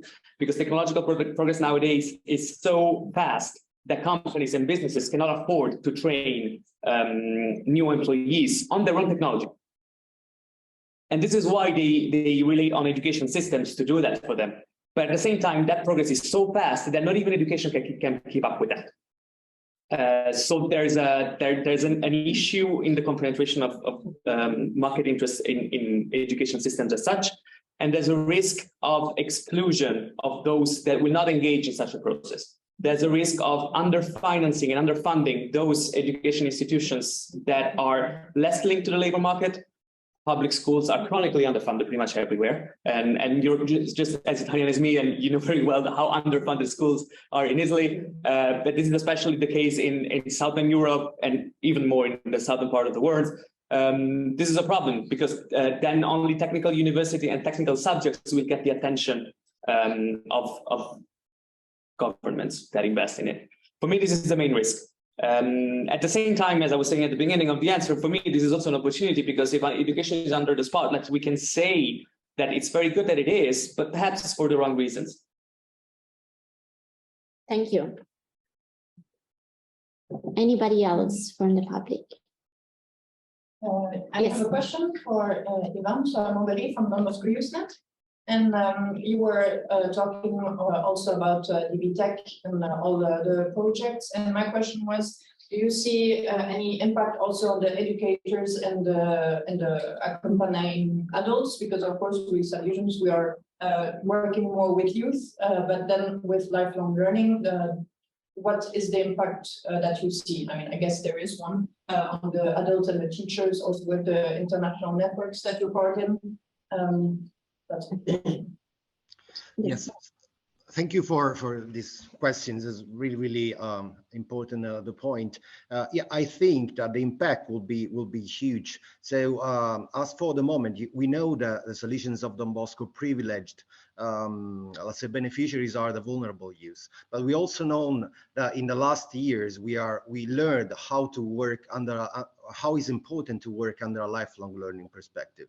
So up to the moment, I can take the experience of what happens in Italy. We also we are really focused on providing adults education and most of all upskilling and reskilling of workers, which are already in the enterprises as a unique path of lifelong learning. So into the DB Wave project, we learn how to build up this competency-based framework because the focus should shift from the learning process to the let's say individual. So we also worked on promoting skills development framework and tools for adults and for workers, which needs to in this year to be reskilled and upskilled. So I guess that a network like the DB Tech Europe, which will come to force next October, will be really important to let's say shift this lifelong learning approach into practices.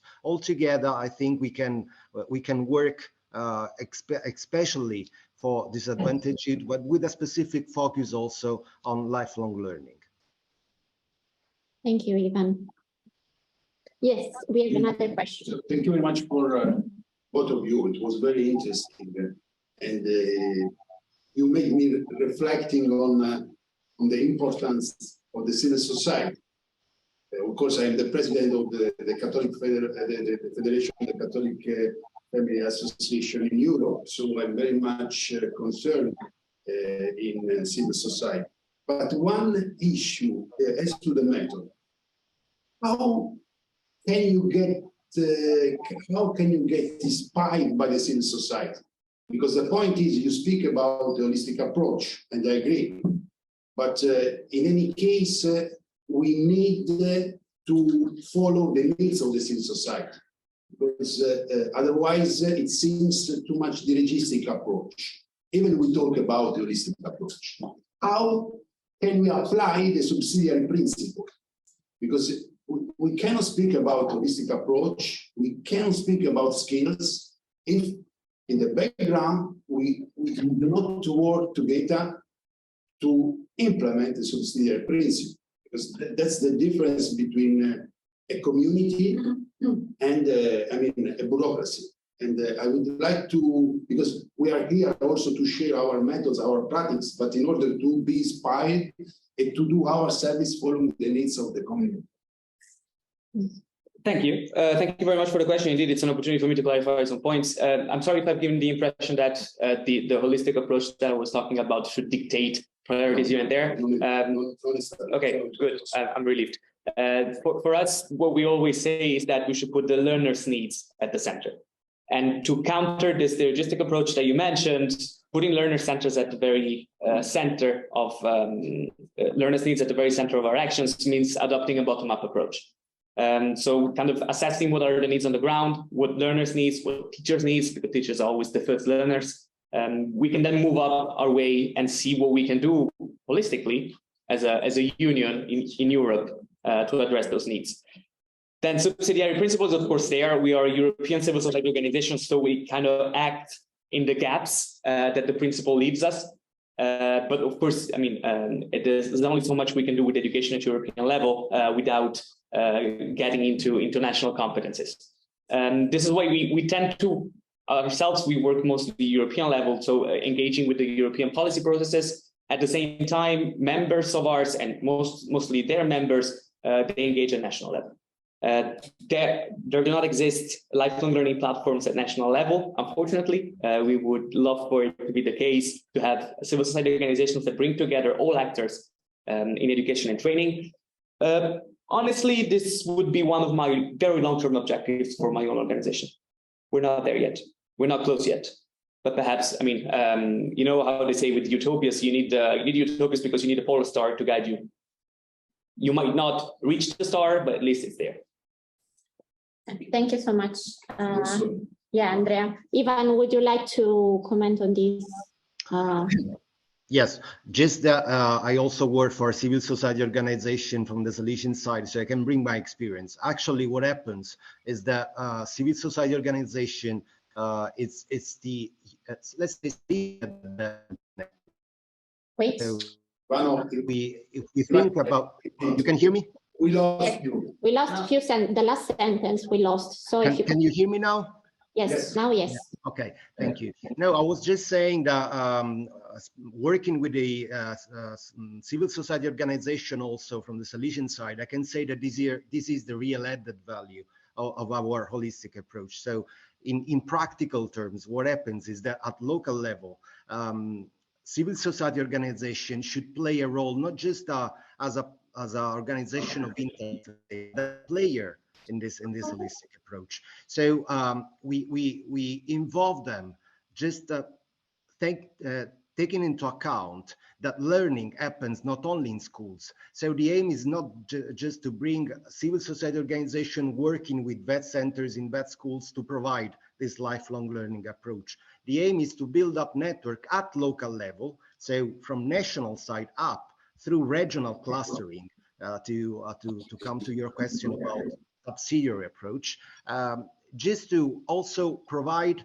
educational services wherever the young person will be. So this is also why civil society organizations like NGOs or also youth centers, also informal ones, as educational providers, are player of this holistic approach, not just, you know, associated of a network. And we always move from local to regional to national to build up these ownership-based clusters. So this is how we engage with partnership and networking, and also how subsidiary, far from being, you know, a problem for us, is the starting point to build up these bridges and to, let's say, enhance ownership, but also impact our actions. Thank you. Yes, well, I will take, last two questions. Yeah, please. Thanks. I am Valentina. I work as public policy consultant on education and social policies, 100 meters away from here at ELSiA, actually. And I have a question for both, because Ivan just mentioned like that learning is happening, of course, outside also the school and education context. So I did have something to point out about validation of non-formal and informal learning, because now it's quite it's quite a hot topic on the agenda. But I noticed myself while doing some research that it's really like interviewing civil society as well, that it's specifically, for instance, in the case of Ukraine, there is still a long way to go to raise awareness about these activities and stuff. How would you approach it? Like, how do you experience this issue, and how do you try to overcome it in a way? I guess it's not one problem. I mean, it's a lot of many countries. Ivan, do you want to go first? Yes, but I didn't fully get the question. Sorry, if you can, because the audio was not really good. Can you please sum up or Yeah, I'm saying that how like you raise awareness among like civil society about opportunities regarding informal learning, because open citizens are not aware, and then that's where it's stuck. And yeah. Yeah, no, how we can raise awareness on them, no? If I get. Yeah, yes, I think that the really starting point is to building up before projects integrated strategies. So we should be all together around the table to plan together this strategy. So they not should be involved. They should be co-actors in this process. So the first things that we have to pay attention, I was saying in my presentation, is how to rebrand this holistic approach and to raise their awareness on the role that we expect from them. Most likely in all the places where I work in Europe and also outside Europe, vet centers have the youth centers and civil society organization as their natural counterparts. So this is a long-term process, but what really happens in all the places that I work is that they are already around the table to co-plan together these strategies, because civil society organization now is part of this network everywhere. But of course, I fully agree with you that this is the really starting point. To me, the point is not to raise their awareness, but rather to involve them in a shared planning of this strategy. Thank you, Ivan. Just to complement this, for me, we are taking very good steps already. Just last week, CEDEFOP published the 3rd edition of the guidelines on validating skills and competences in non-formal and informal learning environments. And I'm very proud to say that we contributed substantially to that. We are in very good dialogue with CEDEFOP and in general with EU agencies that work on the topic to have a very fruitful exchange on this. For me, we as civil society organizations are aware of the opportunities, of learning opportunities in non-formal and informal contexts. Learners, not so much. We have members that work with, just to mention a few non-formal learning environments in sports, in volunteering, in cultural associations, and they are aware that people that they work with on the ground, they are learners, they are there to learn. But learners, sometimes they do not see the potential of that.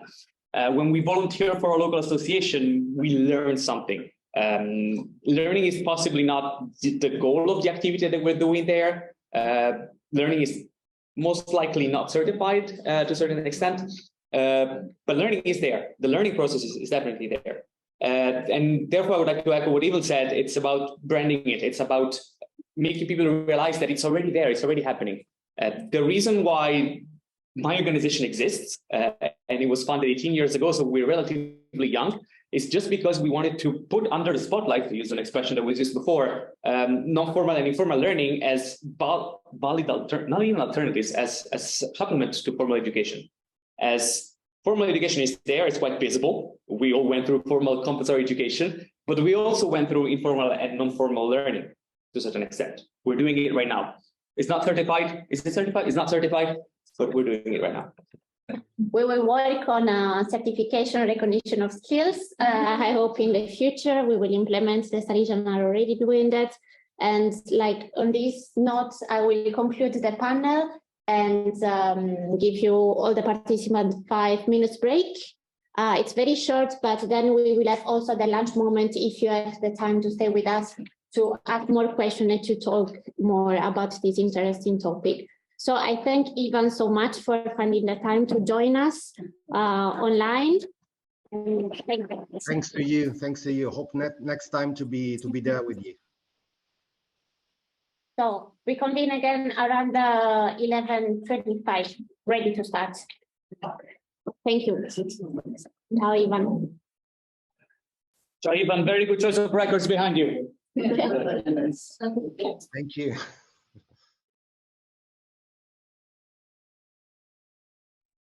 And in the keynote speech, we heard about transversal skills in the different panels as well, this idea of multidimensional skills, and that places of learning can as well be informal.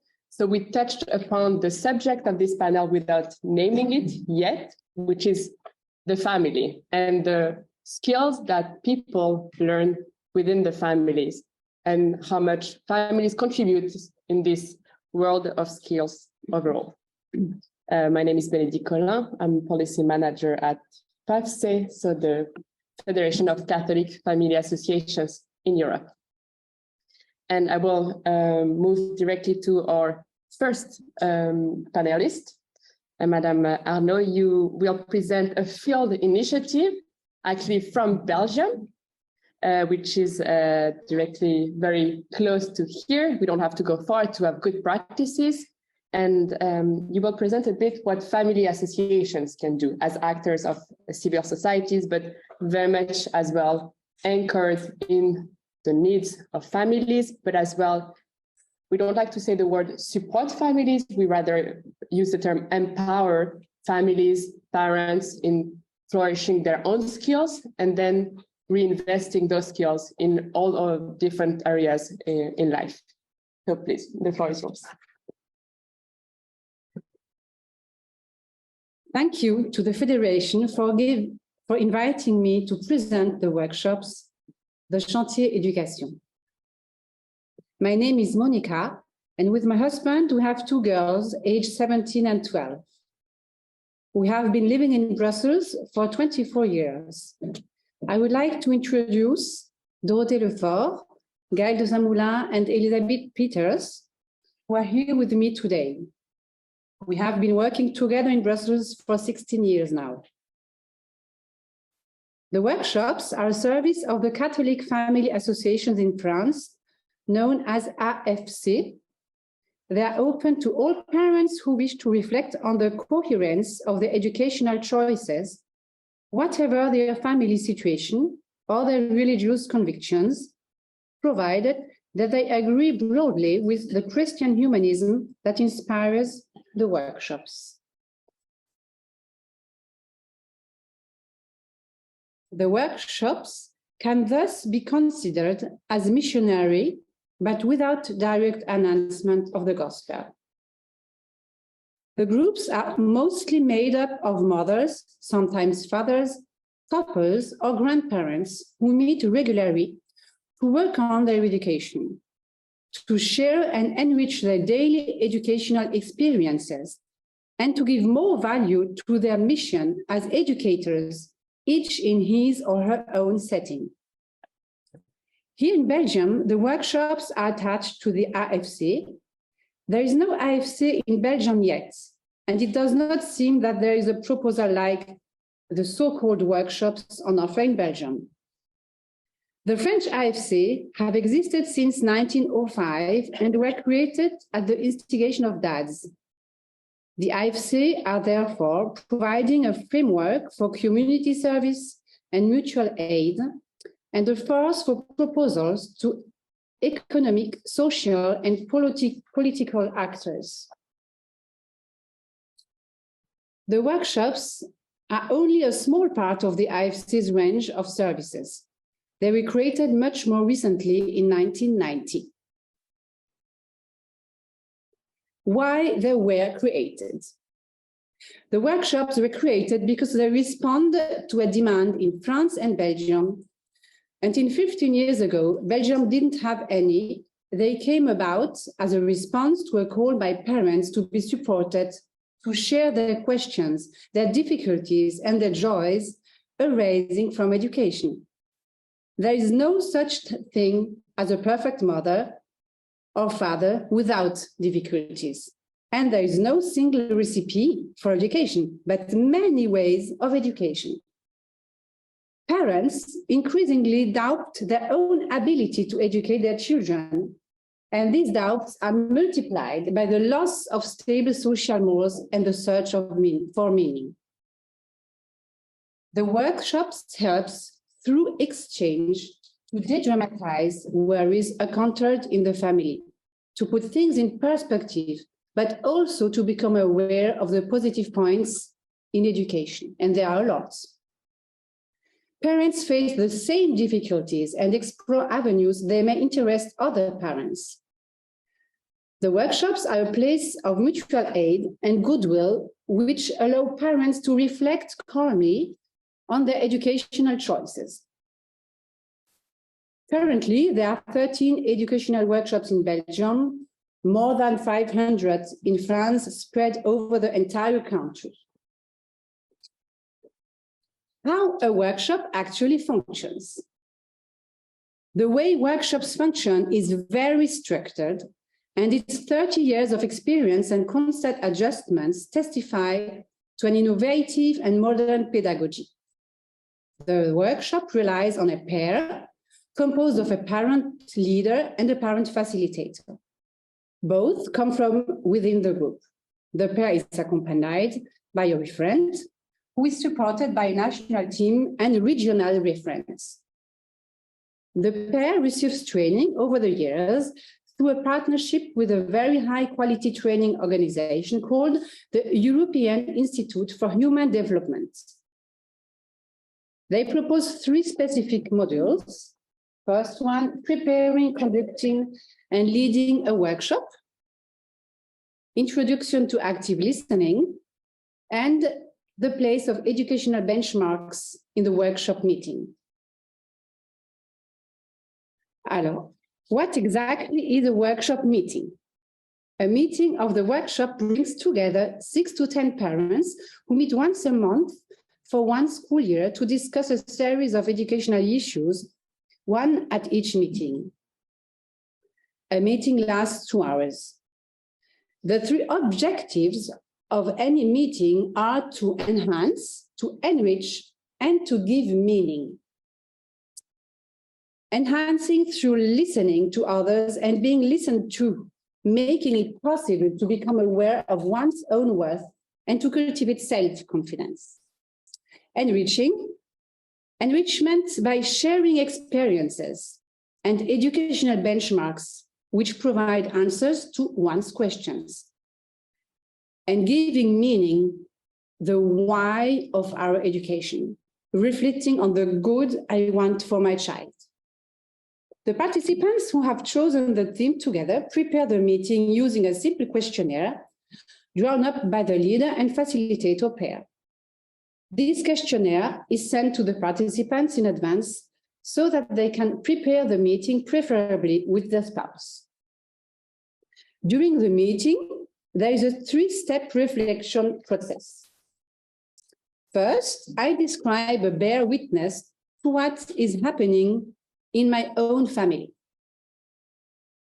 Second, I reflect on the objectives and found the foundation towards which I am aiming to educate. And third, I then see if I am consistent, and with my partner, I adjust my way of doing and my way of being if necessary. The reflection in the meeting is therefore continued afterwards with the other parents. Each participant shares his or her experience in turn. So the basic material is therefore the participant's own experience. At the end of the meeting, the leader proposes a contribution of texts by professionals from the ELSiA online library, which can enlighten and enrich the parents. Let me give you a few examples of frequently chosen themes.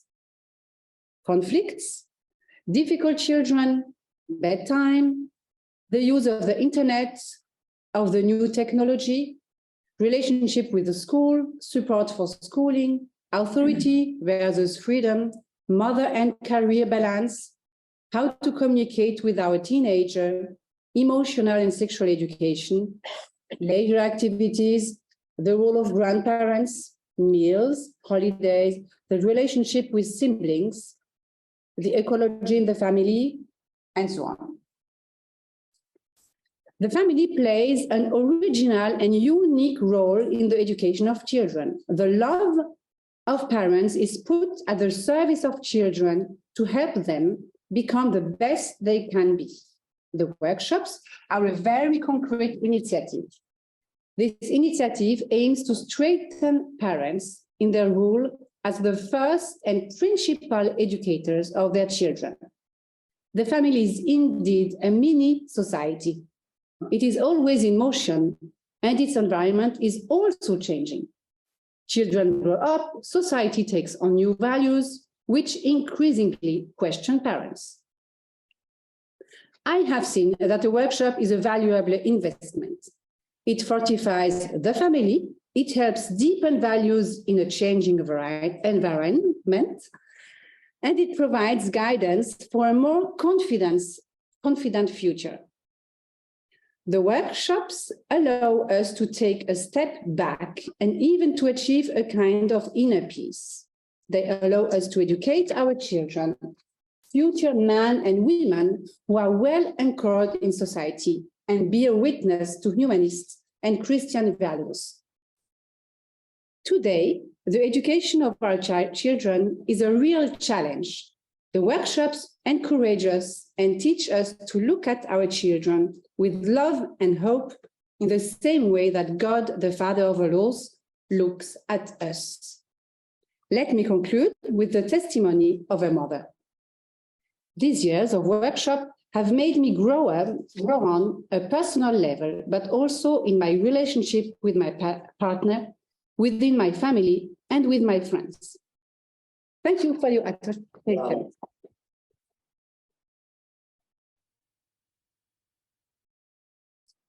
Thank you very much, Monica, for I especially appreciated the care that you give to as well empower parents that are not only participants, but directly actors of those workshops. And there's not this idea of promoting one model of a perfect family, but just sharing the difficulties of how a family can take so many examples and how we can support each other with the experience that a family share. Now we will move to our second panelist, Madame Kinga Jo. Sorry if I mispronounce your last name. So you will bring a bit as well the institutional overview of a specific element, which is the recognition of informal care. Because we hear very often that care work is work, and being a work, then it supposes, of course, that you need some skills to do it. And of course, how can we recognize those skills? And we were, of course, last year in the frame as well of the care strategy that was adopted last year. And you were a rapporteur of the opinion of the European Economical and Social Committee on that. So you're very much an expert. And it was a very rich opinion that very much tackled this subject. So please tell us more about it. Thank you very much. Thank you. Thank you very much for having me here. Thank you, Benedict, for this very kind introduction. And I listened with great interest to your presentation on the importance of families, and I will try to reflect on that as well. Benedict just said that I am a member in this European institution by the name of European Economic and Social Committee. And it might sound for you a little bit curious that I will be speaking about informal care, informal work, so to say, which is also unpaid, because normally in the Economic and Social Committee, businesses are represented, trade unions are represented, other interests are represented. So this is mainly the world of the paid work. But of course, the world of the paid work and our institution recognize the importance of unpaid work. And this was especially highlighted, I think, as the first instance during the debate on the work-life balance directive. That was adopted a couple of years ago. And then the Economic and Social Committee said that the unpaid work of carers, principally women, is ignored, though no economy could function without them. And in this sense, along this line, many opinions since then have been issued, including my opinion on the European care strategy.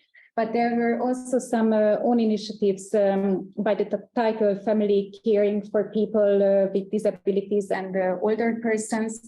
You can check on the website, or a strategy for older persons that are highlighting the importance of informal care work. Informal carers are typically engaged with two target groups. One target group are children, early childhood education children who are in that age. The other type of target group is people who are in need of long-term care, elderly people, people living with disabilities, or with chronic diseases. And for this latter target group, I would just like to say a couple of words, and then I will continue with my presentation. So in the opinions of the Economic and Social Committee, we point out that long-term care, especially for the elderly, is becoming a pressing social question in all European societies due to demographic change. In a not so distant future, Europe's care sector will be barely capable of responding to the growing care demands of its aging population and the rising level of chronic diseases that is strongly linked to aging. Our care systems might not have the capacity, including human resources, to provide for all who need this kind of help in the future, and there is a need for large-scale investment, a shift in policy making, and including the recognition of the essential contribution made by informal carers.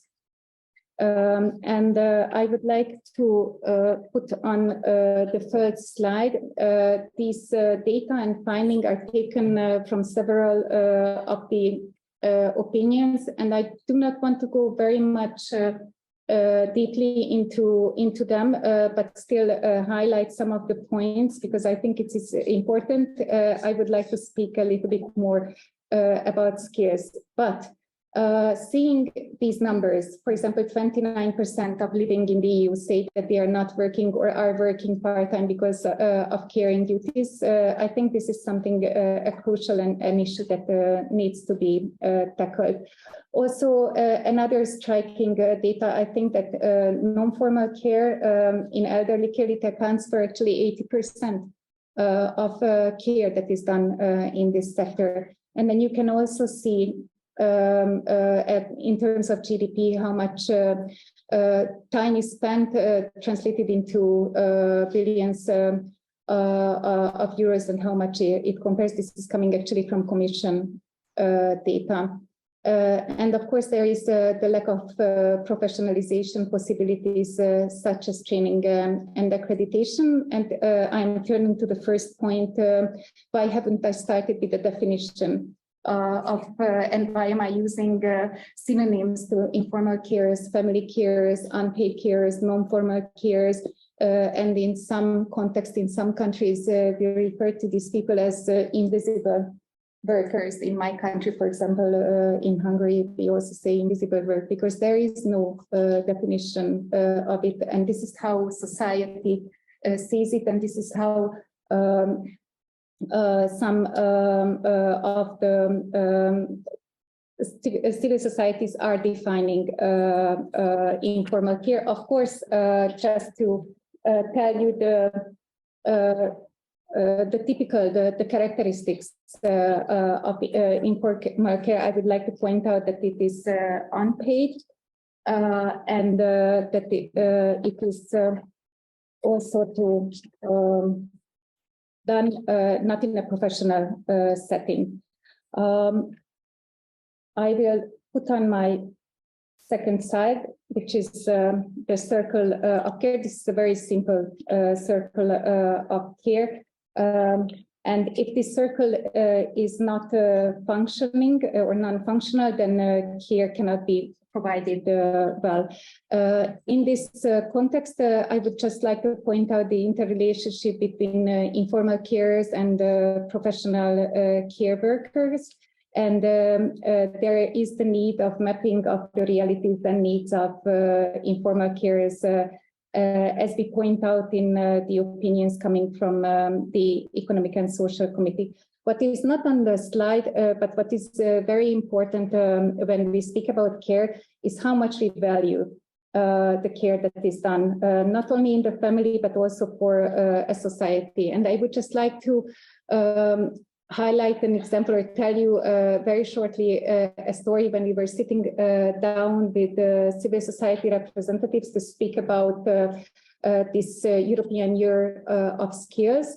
And many inputs were coming from representatives on the aspect of professions that are undervalued. For example, construction workers usually. This was an example said by one of the participants, and other examples were said about underpaid professions, and an example was here about teachers. And then we brought up as family organizations that there is a profession that is undervalued and underpaid in society. On the other hand, it is an essential profession for the functioning of society. And we were speaking about informal carers. So I think this is very important to also put a value on how we see carers, both actually in the professional field and also in the informal care sector. I was speaking about the problems of recognition and also the invisibility of informal carers. And this adds to a perception of how much informal care can be taken as a penalty, which of course it can be for in certain cases. And I will read out, if you don't see the questions and the answers. This was a survey done by Eurocarers, and it shows very well where the challenges are. But there is also a positive aspect that we need to highlight. Definitely, when we are speaking about informal and family care, this is the other side. This is on the other side, and actually, this is not coming from a European survey, but it was done in the United States, because I haven't really found a European data on positive aspects of helping. In terms of, let's say, the older adults or other informal care. And I think this is also problematic because the value of care, as I have already said, is fundamental. So the first data or chart is showing that, of course, the unpaid work, that regularly provide unpaid work, how much it affects of taking up paid work for those people who are engaged in that. And it very well reflects the data that I have showed you, that 29% of women cannot take up work or have to take up part-time work, because the two numbers, when you add it up, it comes more or less to the same number.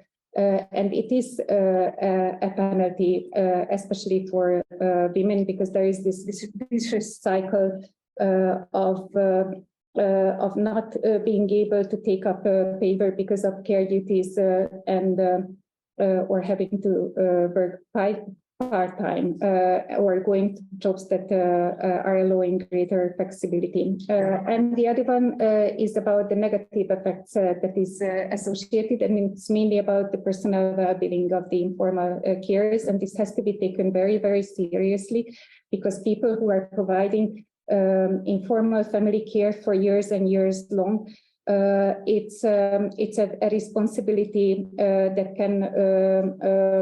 can encounter with physical fatigue, emotional burnout, and it is very it can result in a very hard time for informal carers. Therefore, there is a need for the recognition of their work and to value their work. On the other hand, there is always a positive aspect, and this also needs to be seen by, especially by family organizations, because at least 96% of people who were engaged in providing care for older adults, they reported one positive aspect, and you can see on the list what was mainly mentioned by them. For me, it was interesting to see that most of them mentioned that they became more aware of own future health and personal care needs. And I think this is something also on the learning path, that they're learning about their own health conditions as well. So there is definitely a need to design support measures for informal carers in terms of counseling, psychological support, respite care. It was also mentioned adequate financial support by developing formal care services and facilitating cooperation between care recipient, informal carers, and professional care workers. This is the conclusion that we put down in the opinion. And this is actually my last slide, because I wanted to leave room for discussion. And this is where I will speak about skills acquired in the family, and also that can be acquired through informal care. The first point I would like to mention that me personally also, but also family organizations were missing a little bit from the discussion, this intergenerational solidarity aspect when we speak about skills acquisition. Also the two and multiple way learning that is typical in the family between generations. This aspect is something that is very valuable. And it can also add to considering the skills, how people are acquiring skills. About soft skills, and I am turning now to our national, the experience coming from the national level, from our trainings when we worked with families and parents. So, of course, personal skills can be developed in the family, partner relations, parenting skills, and the caring, nurturing skills can be acquired in a family setting. And what concretely these were mentioned by parents at the trainings. And I think it links very well up to the previous presentation that communication skills were mentioned many times. Negotiation, of course, if someone has brothers or sisters, we know very well that negotiation skills are needed in the family at that time. And there is the conflict resolution skill for the parents when the negotiation is not going very well. Setting boundaries, and this is something very, very important, how to set boundaries for the children, but also how a person learns, a child can learn how to say no, because this is also included in setting boundaries. And this is something that the family can actually educate their children on, of course, besides schools and other educational institutions. There is this willing to learn that I have to learn actually, because when caring for a child and caring for an elderly adult in the family, I do have to look up certain information. I have to learn, and when we see the numbers that how many adults are not willing to engage in adult education because it is not popular, it is not very well known, I think this aspect can be used in reaching out as a practical way to reach out to people that look, you are doing this informal learning, but you have the capacity and the will to learn because it's there in the family. And of course, acceptance is very, very important in all sense, and it's a great skill for our societies. In the multi-generational context, because we also had some groups pointing to the beneficial aspect of how skills can be acquired from grandparents to grandchildren and vice versa. The traditions and the historical perspective was mentioned, and of course the new technology that can be taught by the younger generation when they are with their grandparents, for example. And coming a little bit back to, and of course the last point, the medical care, this is already something that when people are engaged in long-term care and they do need to provide medication, measure blood pressure or any other type, this is also already something very concrete and easily recognizable. And the image also has a meaning, and I'm concluding here because sharing is caring. This phrase is used a lot, but I would like to interpret it in a way that if we see informal care done in the family, that it is a burden on one person in the family, and it is not shared, then this informal care is really becoming a penalty for this person, especially for women, because this is mainly the case. But if we learn in the family how to share the care and how to be a little bit more involved, more equally involved in caring responsibilities, then the care will not be a penalty, a burden, but it will be rather seen as something also personally beneficial for the care provider. So thank you very much.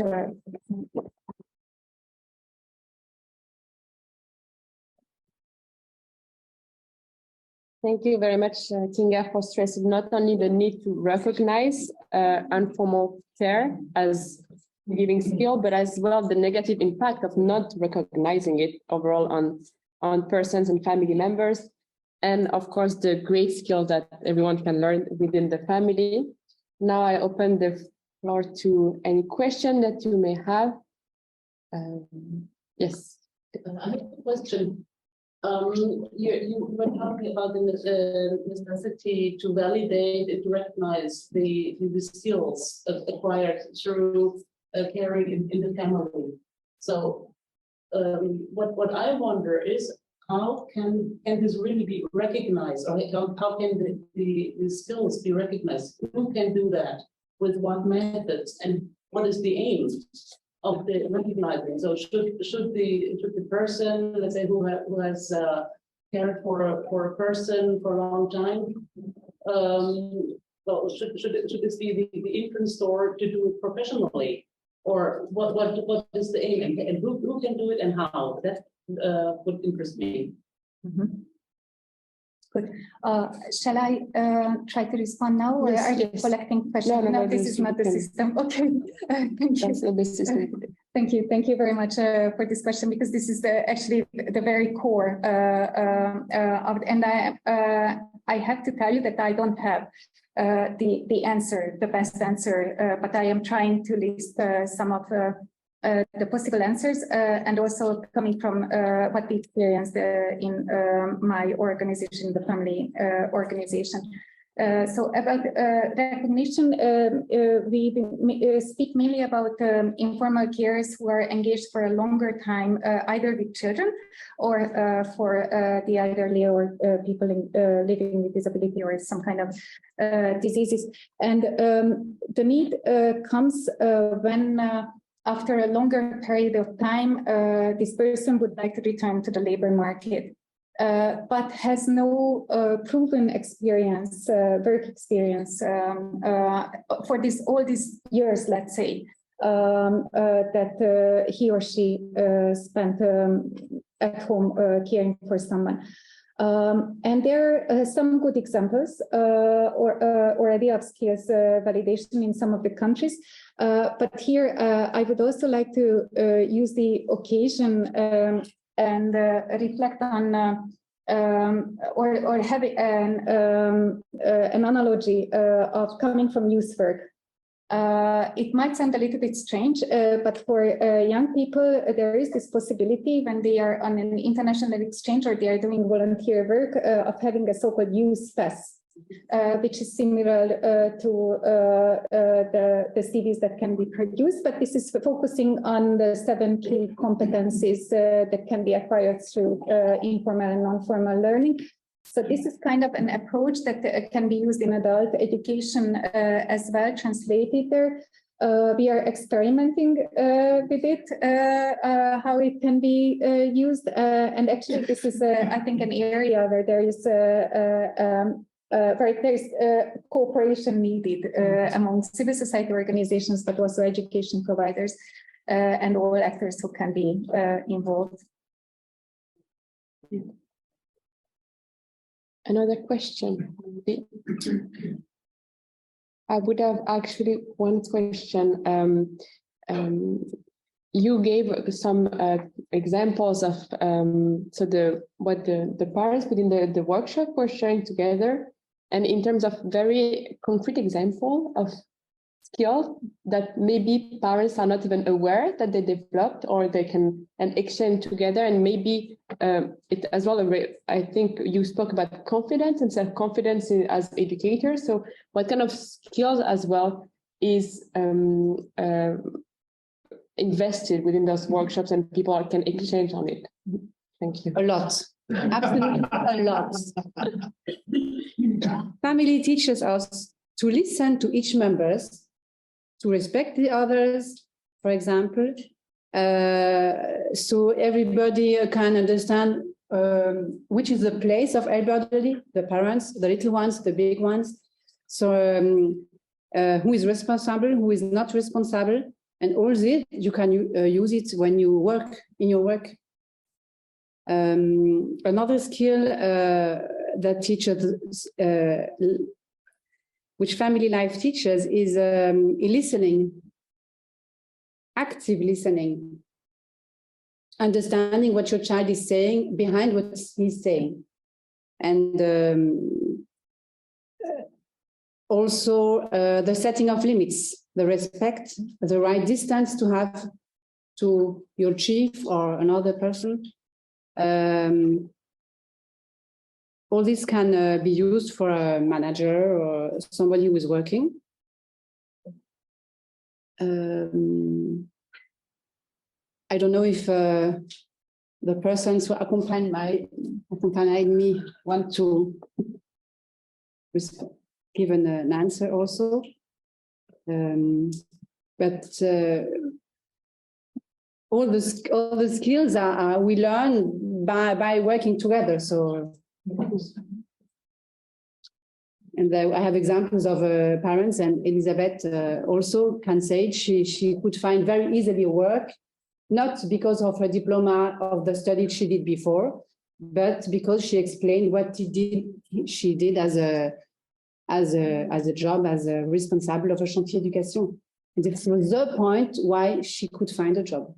I'm a teacher now. And now she's a teacher. And she was an engineer. She is an engineer. Thank you very much. Et si je peux avoir une yes. sensation, c'est les enfants nous voient nous poser des questions et on est en long learning constamment en tant que parents, et les enfants apprennent à voir ça chez nous. Et donc plus tard, étant donné que c'est le but de la long learning après dans la professionnelle, c'est un sens aussi. Yeah, there is as well, you were mentioning it as well, for the children to witness that the parents are in this investment of lifelong learning as well on their side. For children as well, it's a call for that, and to understand that you can learn when you're an adult and not only as a child, and it's something that will stay with the entire life. Yes. I'm not an interpreter, so that was a very free translation for that. So, I think if we don't have any other question, we will very happily conclude this panel. Thank you very much for your insight and your expertise on those informal skills learned within the families. So maybe we run out.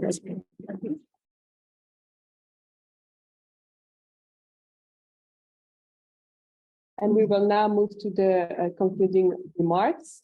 And I invite, yeah, we can, I think we could, yeah, you can stay here. So we'll have a double concluding remarks from Father Manuel Barrios Prieto, COMECE Secretary General, and FAFCE President Vincenzo Batti. We will start by, of course, COMECE is very happily welcoming us in their premises as well. So you have to be the first. Maybe if you want to, in the podium, to yes, if you don't mind. Thank you very much. Okay, so my concluding remarks is just thank you. So thank you very much to the speakers. Thank you very much also to the co-organizers of this event, to Don Bosco International, to the EKD office here in Brussels, and ELSiA, and also FAFCE. And I'm very happy that this event has taken place today here in the College of Presidents. I think it is one of our important missions also as COMECE, as the Commission of the Bishops' Conference of the European Union, of which I am the Secretary General. I welcome very much you being here today. I think an important part of our mission is to have organized, to give the possibility of having these spaces to share good practices as been done today, and also to reflect together as faith-based organizations, as Christians, and also as others, on the policies of the European Union. See what we can contribute. We're celebrating this year of skills, so I think it has been an important meeting for all of us. I think on the good practices shared today, we can maybe extract two important messages. Firstly, that education and formation are one of the greatest and most important challenge for Europe today. And second, that such a challenge can only be addressed if we work together towards the same purpose, which is to achieve quality, inclusive, and integral education for all. We have to make sure that those who are experiencing social and economic difficulties or who have a disability are included in the work of formal, informal, and informal education providers. We have to work to make upskilling and training accessible and fair.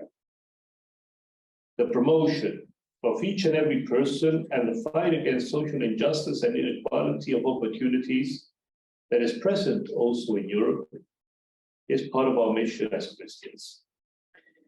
In the same way, if we do not integrate intercultural, interpersonal, and interreligious skills and the care for our common home, in today's training and formation of young and older citizens, we won't manage to make learning truly holistic, as Pope Francis stresses in his global compact on education. The Pope, in fact, explicitly mentions that we should all commit, and I am quoting his words, to make human persons in their value and dignity the center of every educational program, both formal and informal, in order to foster their distinctiveness, beauty, and uniqueness, and their capacity for relationship with others and with the world around them, but at the same time teaching them to reject lifestyles that encourage the spread of the so-called throwaway culture. These are the words of Pope Francis. Pope Francis also, I think, recalls us and calls us to be careful with a certain narrative of competitive and performance that we find very frequently here in Europe and in the European institutions, and which is typical also of that throwaway culture that the Pope speaks so much about, and the achievement society in which we live. Next to promoting and fostering true paths of holistic and integral education, we should also work on how to accompany the advancement of citizens' employability and the promotion of both their integral human development and the dignity of each profession. In order to achieve this, EU institutions in the limited and meaningful competences in education should strive to work together with all stakeholders involved, that is civil society, communities, member states, local actors, and also faith-based organizations and churches. And this we stress very much in our work with the European Union. It has to take into consideration civil society at large, but I think also churches and faith-based organizations. You know that there's a Swedish presidency now that is finishing. The Spanish presidency is going to start in July. Let's see how it goes, because as you know, there's been now convened general elections in 23rd July in Spain. So that's going to be a change that might affect in some way the Spanish presidency, which I think is an important presidency in the context, in the current context of Europe. But in the Swedish presidency, I was in a meeting. We had a meeting yesterday with one of the ministers, that's COMECE. But I was in a meeting some weeks ago in Stockholm on loneliness. And I think it was important that the Swedish presidency called also the churches to be present in that. Because we have something to say on this. And one of the things that came out clearly in that meeting is the fight against loneliness is done in a very important way also by other actors, by civil society actors, in churches and religious organizations. So to achieve this, I think the EU has to call also for all stakeholders, including churches and religious organizations. And to change this narrative and combine upskilling with jobs and education, also in a lifelong perspective. So thank you very much again for coming here to COMECE, for having this meeting in which we have shared good practices on this very important issue of skills. Also, I'm happy that FAFCE has contributed to this, so we have also a broad idea of skills. So thank you very much.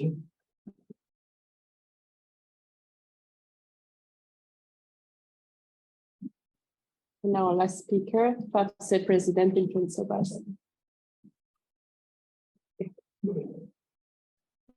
Thank you very much indeed for this unique occasion for speaking about skills, because the term is quite abstract. But what we try to do is to put this concept in the concrete reality. And for me, this is important. We cannot speak about skills without speaking about the reality. And it was very interesting, given the last question about how can we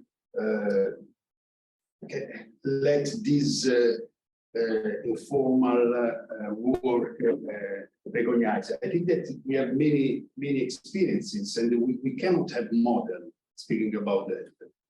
If I have to just to give you an answer, I can say also with a just tax system who recognize the fact that the family is not just a consuming institution. The family is an enterprise, is the first enterprise, because we cannot have any family without professional skills, without organization and good management.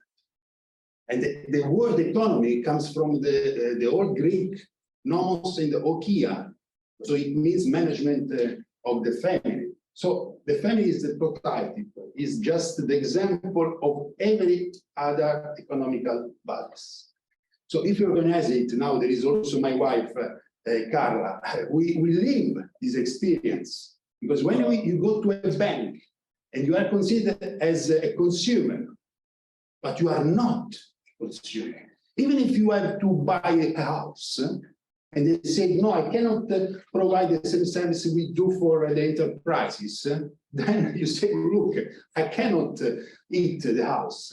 That's an investment as well as for the enterprise. So if this environment does not recognize the role and the investment of families, of course, we are just talking about skills in an abstract way. But the skills are something that comes from the family. That's why it's very interesting if we reflect on the meaning of this holistic approach. I like it very much. But what does it mean? It means to be part of the society, not as an instrument, but as a person with proper, original, and unique vocation to be implemented at the service of the common good. We cannot reflect on that if you do not realize that we are living a changement of epoch, as Pope Francis said. So in this way, we understand the different, Andrea mentioned in his speech, between humanistic approach and the technical approach. The main difference is on the goal of these two approaches. one thing is know how, and one thing is know why. So if we think about skills, we have to reflect on which circle we have to stay. And one of the most important why is the integration among our communities against populism and nationalism. Because if we don't look at this, we talk about know-how, and know-how is neutral. It doesn't serve to our communities, to our Europe to grow up and to be at the service of our communities. That's why we have to be inspired by the reality. We risk, otherwise, to transform our good ideas in ideology. And how can we avoid this risk? Just recognizing the role of the communities and of course of the families, because the communities are made up by families.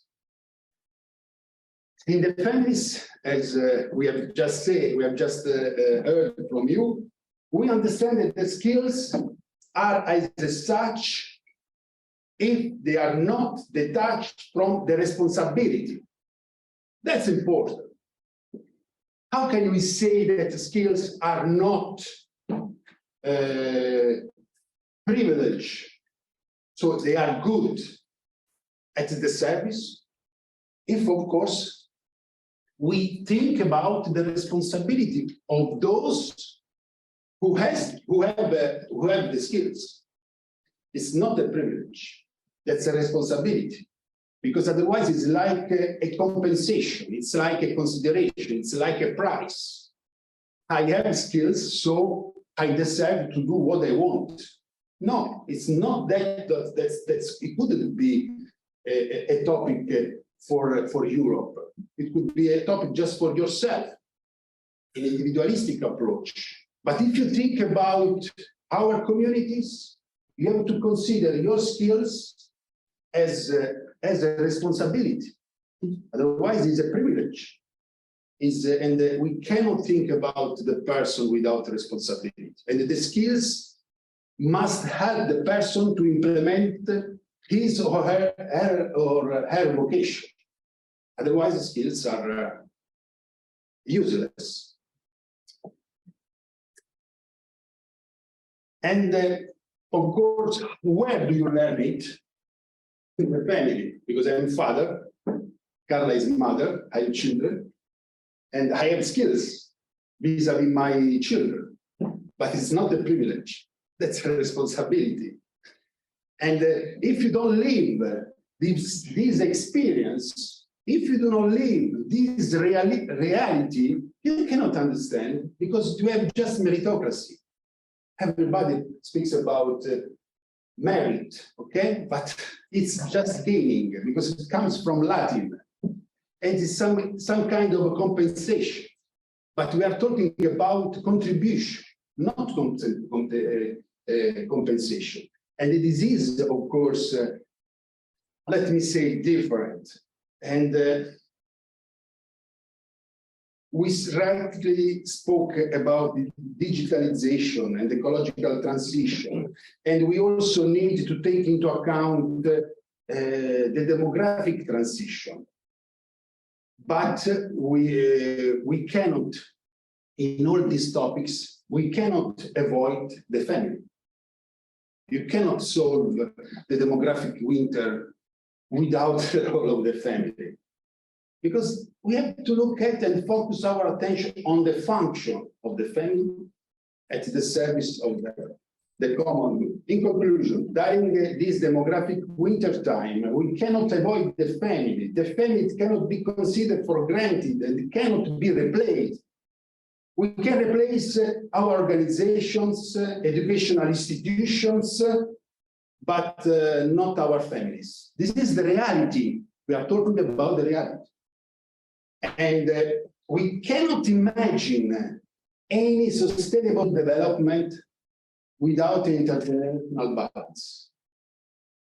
For any, and of course, an intergenerational balance is essential for any educational process. So we cannot talk about skills without taking care about our elderly, but our elderly needs youth to transfer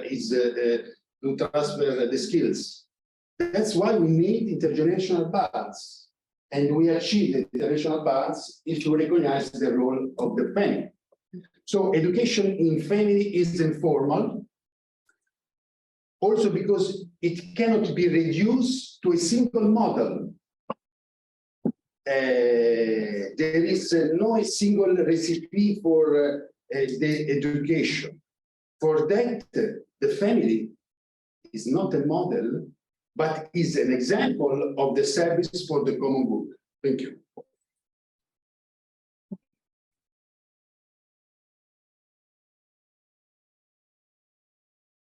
Well, thank you very much, Vincenzo, for your last words. And I would like to thank you all for participating. Again, it was a pleasure having you here. I think we heard already a lot about the feedback on the presentations. Just wanted to say this, the title of this event, because we have not yet addressed why did we call it Grounded in the Present and Skilled for the Future. Well, it seemed to me, Benedict, Sarah, and Tia as well, a good phrase to express if that learners are given the chance to get really into personal relations, into their purpose, into their value, in who they are now, so in the present, then they will be more prone to learn new skills and contribute to the future of our societies. And education is a challenge, is a risk, we know. It is a risk to for teachers to put all their life in front of the pupils. It is a risk vis-a-vis the freedom that the students and the learners have. And we hope that this dialogue conference has really made it possible for you to understand the challenges, the good practices, but also made you maybe more ready to risk it all and bet it all on education. So thank you very much. The takeaways will be sent to you by emails. And I invite you all to stay for the lunch. You can grab your food and drinks in the small conference room just across the garden. So you enter the corridor, you go left, and there's going to be the food in the small conference room. And then you can enjoy it outside because for once, Brussels is giving us. And yeah, thank you very much.